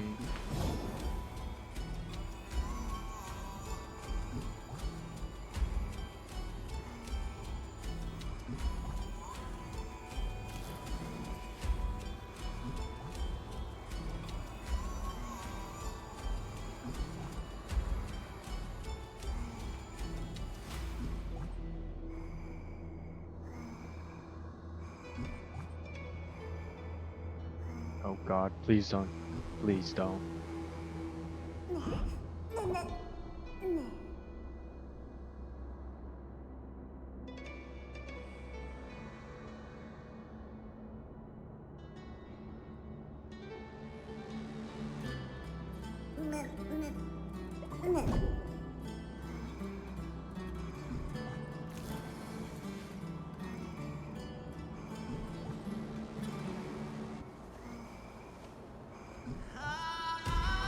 Oh God, don't, please, no, please game. Oh my, not game. Oh my God, Twitch. I mean, my Wi-Fi, please.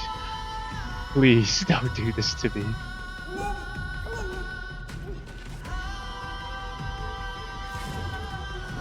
Holy fuck, please do not.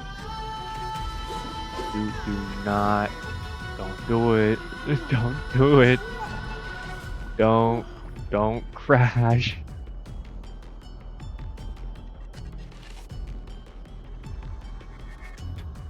I'm just gonna wait here and monitor this, make sure it doesn't. Please don't. Holy shit, please do not.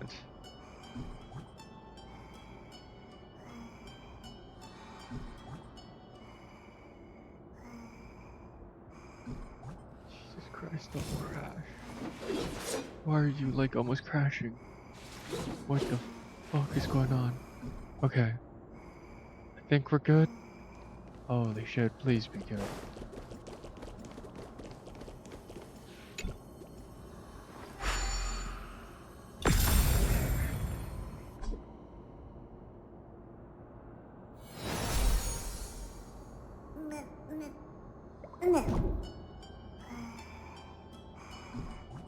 Even when it was finally over, All that remained in him was despair?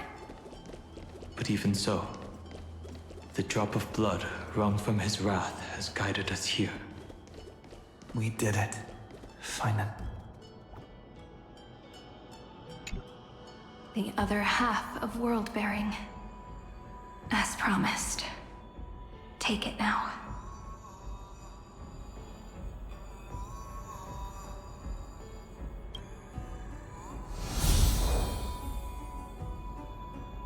At last, you've released him from the wishes he carried for so long, and quenched the despair kindled by his wrath. When both light and shadow are claimed by those who follow, his true form shall emerge.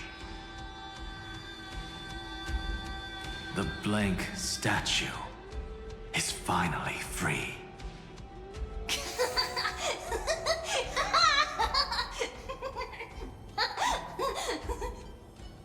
That smiling child in the memories. Let him come with us, laughing to the very end.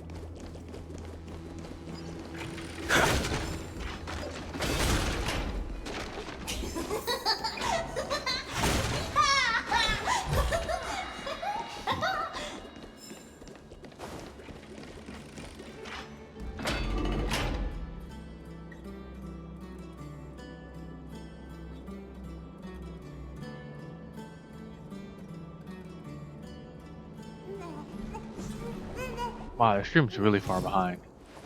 I'm just gonna say that right now. The stream is very far behind.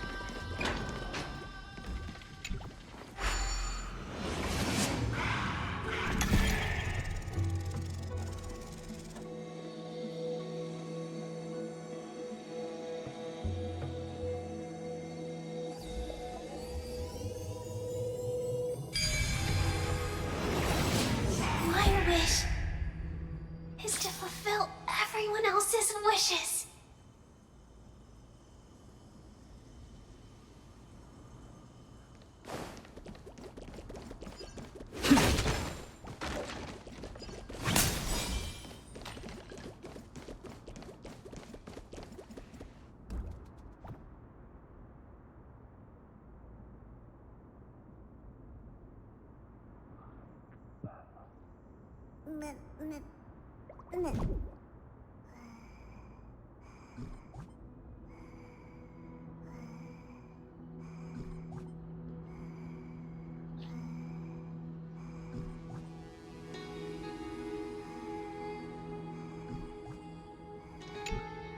This spirit basin marks the end of every cycle.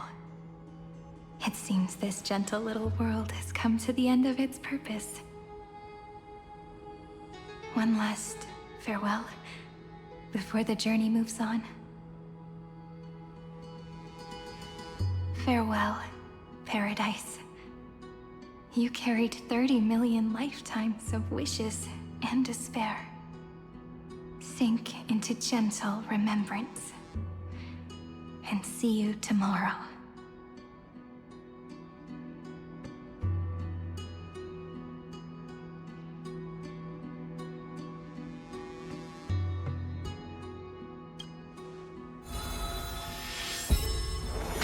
From now on, the world no longer needs a tomorrow promised by prophecies. And the wish Finan could never find and call his own. Someone's finally stepped into its shadow. Whoa! So tall! So cool! Just like the hero on the Oracle cards! It's because he's He's the very embodiment of a hero. Who are you? So, you've returned to a blank space. But for me, this is the 33,550,337th time, and the last time that I meet you at the end of the world. They're already on their way. Should they cross paths with me, I imagine things may spiral out of control. 30 million... What? And who are they? Pay it no mind, child. Keep looking there. What do you see in him? It looks just like a statue, but... It's weird. He's warm. Like, really warm. Why not listen as well? I hear something. There are cracks all over him, and they're making this sound. Like someone's groaning. It's scary. Is he gonna fall apart? How unfortunate, child. This man would rather fall to pieces than fall to his knees. You might think of me as a sculptor. Across all my years, I only completed 2 pieces. Others may call them masterpieces, but only I know how many regrets they truly hold. Regrets? My first creation left me, long ago. This second one, it was meant to be perfect. I believed it with all my heart, until this very moment. I don't get it. Are you saying you've changed your mind? I won't change, but I'll admit this. Those 12 stones, unpolished as they are 1,000 times more exquisite than any statue. It's as if they are mocking me, a failed sculptor whose touch can only diminish what was born to shine, until nothing remains. For the first time in my life, I've realized this vessel is merely an avatar made to contain the first genius's paranoia. The seal etched into my mechanical core permits me to pursue only one purpose: destruction. Compared to me, those 12 glowing, unrefined stones may have lived with more freedom than I ever had. Is this your confession, Lord Lycurgus? Hey. You misunderstand. From the very beginning, I was never meant to feel regret. But since you're troubled by the radiance of these stones,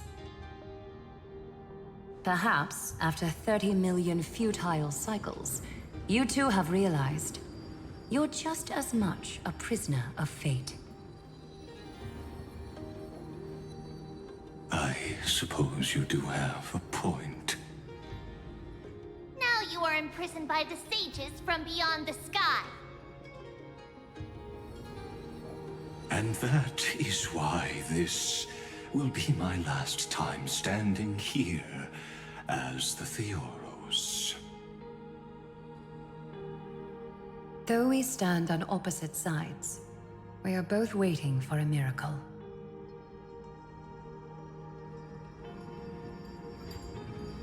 What are you talking about?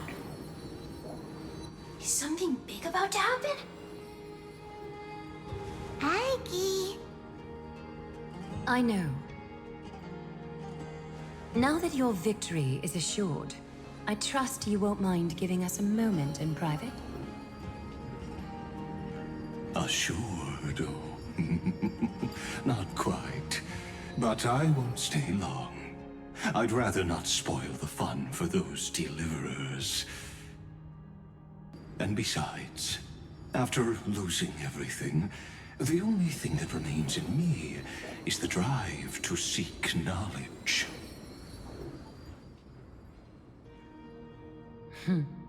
I pity you, Theoros. I don't need your pity. Farewell, Lady Goldweaver.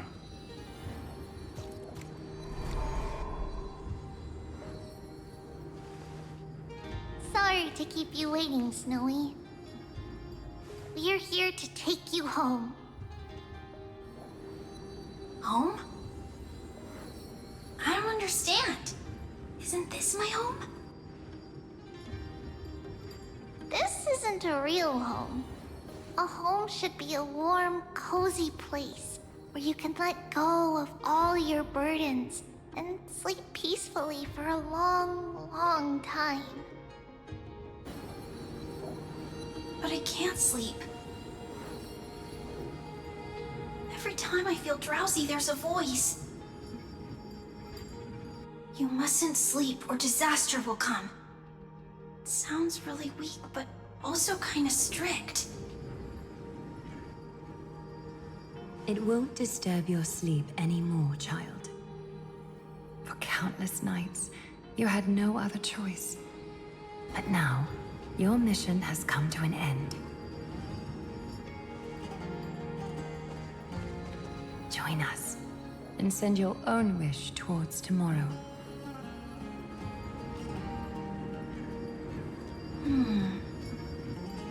My wish. What could it be? You don't have to come up with an answer right now, child. Grown-ups often think duty and ideals are wishes. But a true wish should be the purest, most beautiful thing of all. It can only take form in the hands of someone who is truly free.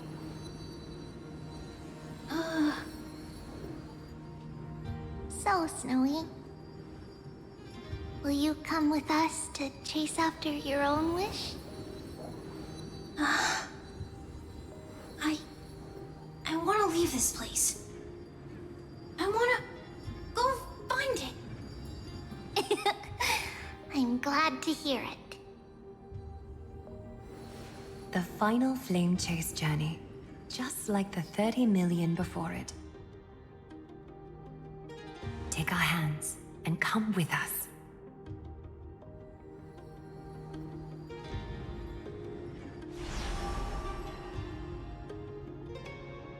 Where did little Fine and Shadow run off to? Look. He's already gone ahead to embrace his destiny.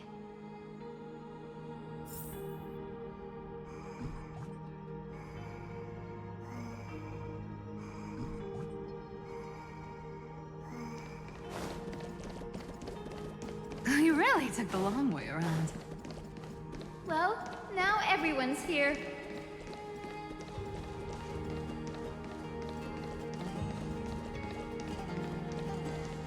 You finally arrived, Deliverers. Long time no see, everyone.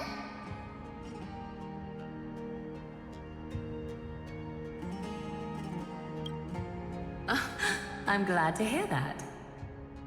And even though we've met before, it's still moving to see her seed bloom like this.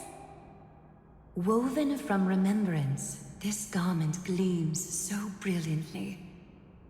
Just like the future, we will now weave together for Amphorius. We've reached the end. Yeah. We just have to go through the final passage. Snowy has already gone ahead. What lies behind that door? The first seal upon Iron 2 was a battlefield. Wait, did the stream crash? Raised from the bones of Finan himself.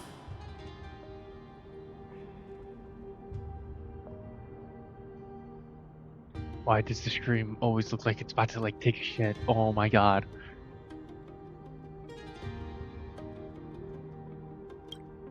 The second seal was a reflection of his inner desires, his wishes, and his despair.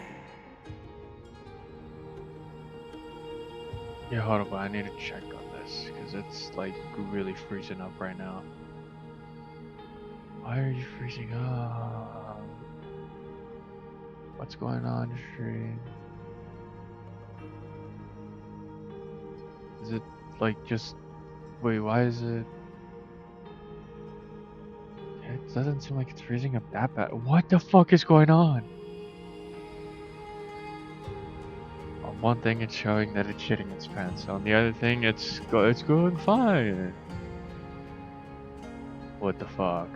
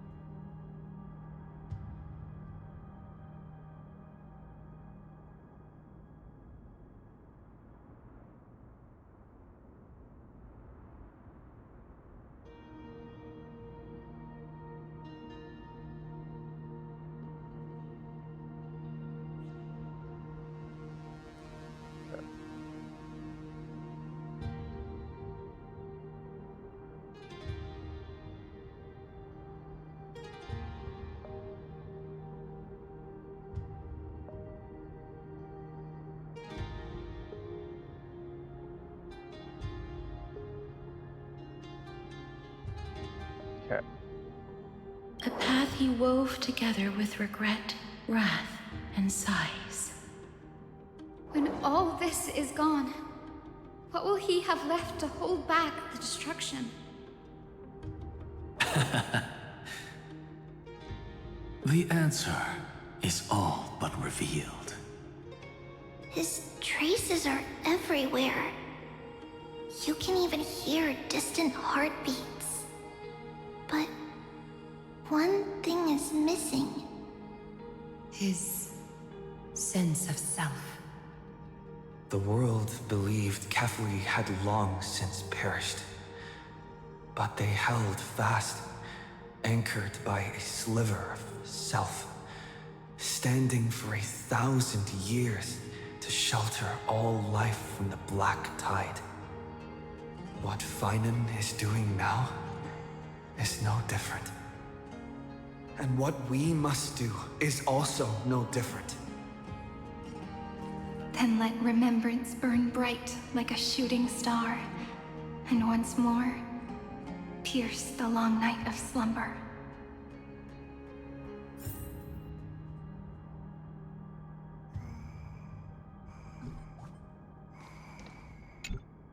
Take a moment to gather yourself. Once you take this step, there's no turning back.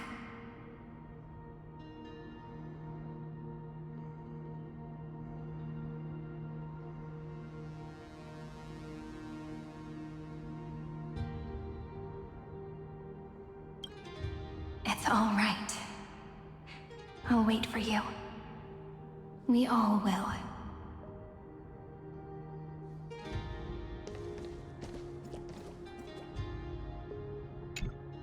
Take a moment to gather yourself.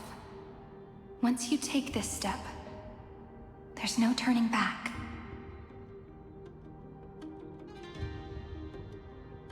How far along are you? Oh, well, you know, you popped in at a wonderful time, because I'm gonna do this in 2 streams. And this stream It's pretty much done. I'm literally just about to stop. And then I'm gonna pick up next stream right here. Uh-oh. Uh-oh. So, yeah, you came in at, like, a perfect time. Yeah, perfect time. Couldn't have made it better. I'm just debating if I want to just see what's gonna happen next, or stop here and wait for tomorrow. I think, did you smell a rat?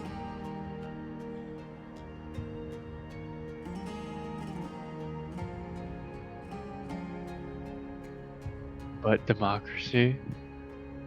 I know democracy. I mean, I'm gonna... I want to stop here because there's like 4 more hours, I'd say maybe 3 more hours of this shit left. But I want to go to sleep early tonight because I got stuff to do tomorrow. And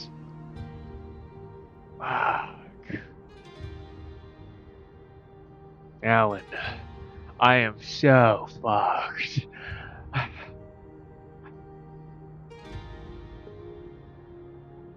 Yeah, this is pretty much the halfway point, I'm pretty sure. It's like, because it's like 7... I'm not saying it in that order. It's around 7 or 6 hours. So, yeah, I think I'll take a pause, at least for this. So I think I'll call it here for now. And then maybe, just maybe, I'll stream again, or I'll turn the stream on again. But it may or may not be Helldivers. There's a chance that that Helldivers maybe play tonight for a little bit. Maybe I might switch to Helldivers right after this. I probably might not and just go eat something real quick as a snack or get something to drink and then play Helldivers. I don't know yet. Maybe I'll play Helldivers by myself, you know. Why do you guys join when I'm like ending the stream? Like, are you fucking serious? Like, you can't, I can't make this shit up. This is like, I didn't get a notification till now. I should ban this guy.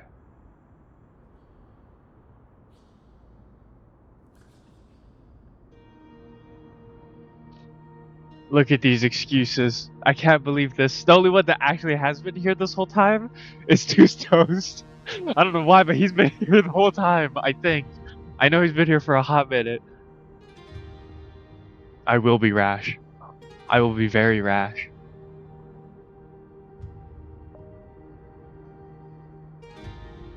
They were okay.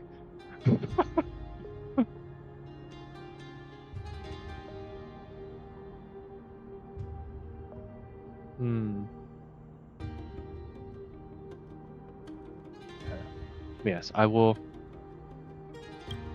It's all right. I will stop the I'll Star wait for Rail you. story here. I'll We pick it all up will. tomorrow. Probably won't be playing Helldivers tomorrow, that means, but, you know, it's fine. Maybe. Depends. Anywho, back to test. Okay, well, maybe we'll speak with you later tonight when or if you hop on.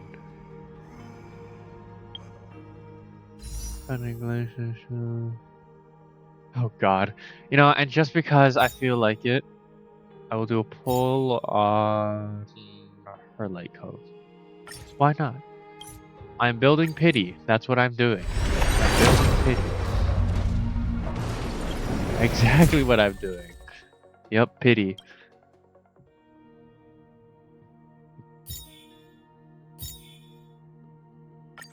Okay, yeah, just pity. Yep, just building pity.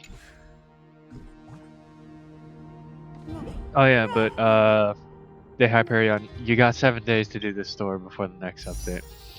Granted, the next update's gonna be like 1.5 months, I think. So I mean, you got time, but still. Wait, what? We found a glacier show on the map and how to ever to. Oh.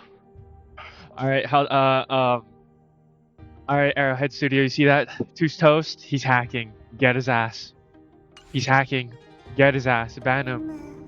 Get him. Arrowheads. Arrowhead Studios and Microsoft, Xbox. Get him. Get his ass. He's hacking. You see that?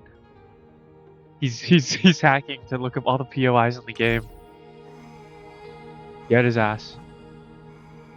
Get him. And you know what? For the fuck of it, get De Hyperion too. Get both of them. Fuck them. Get their asses.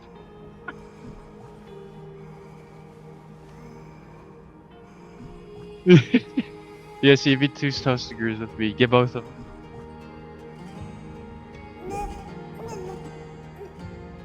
You know, 2 for 1. I think that's a steal. That's a deal right there.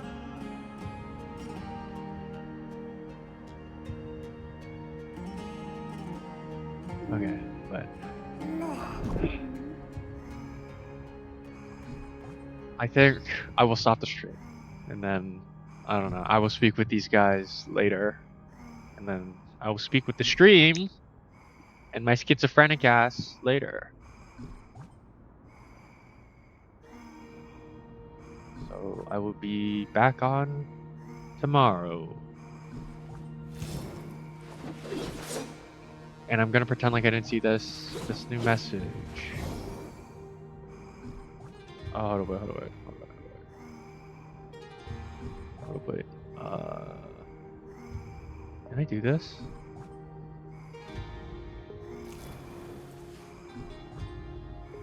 Wait, Sea Orange, are you here? Sea Orange, please tell me you're here. Sea Orange. Sea Orange. Wait, tell me you're here. Please. Please, tell me you're here. Sea Orange. Sea Orange, I have a request for you. Fuck, he's not here.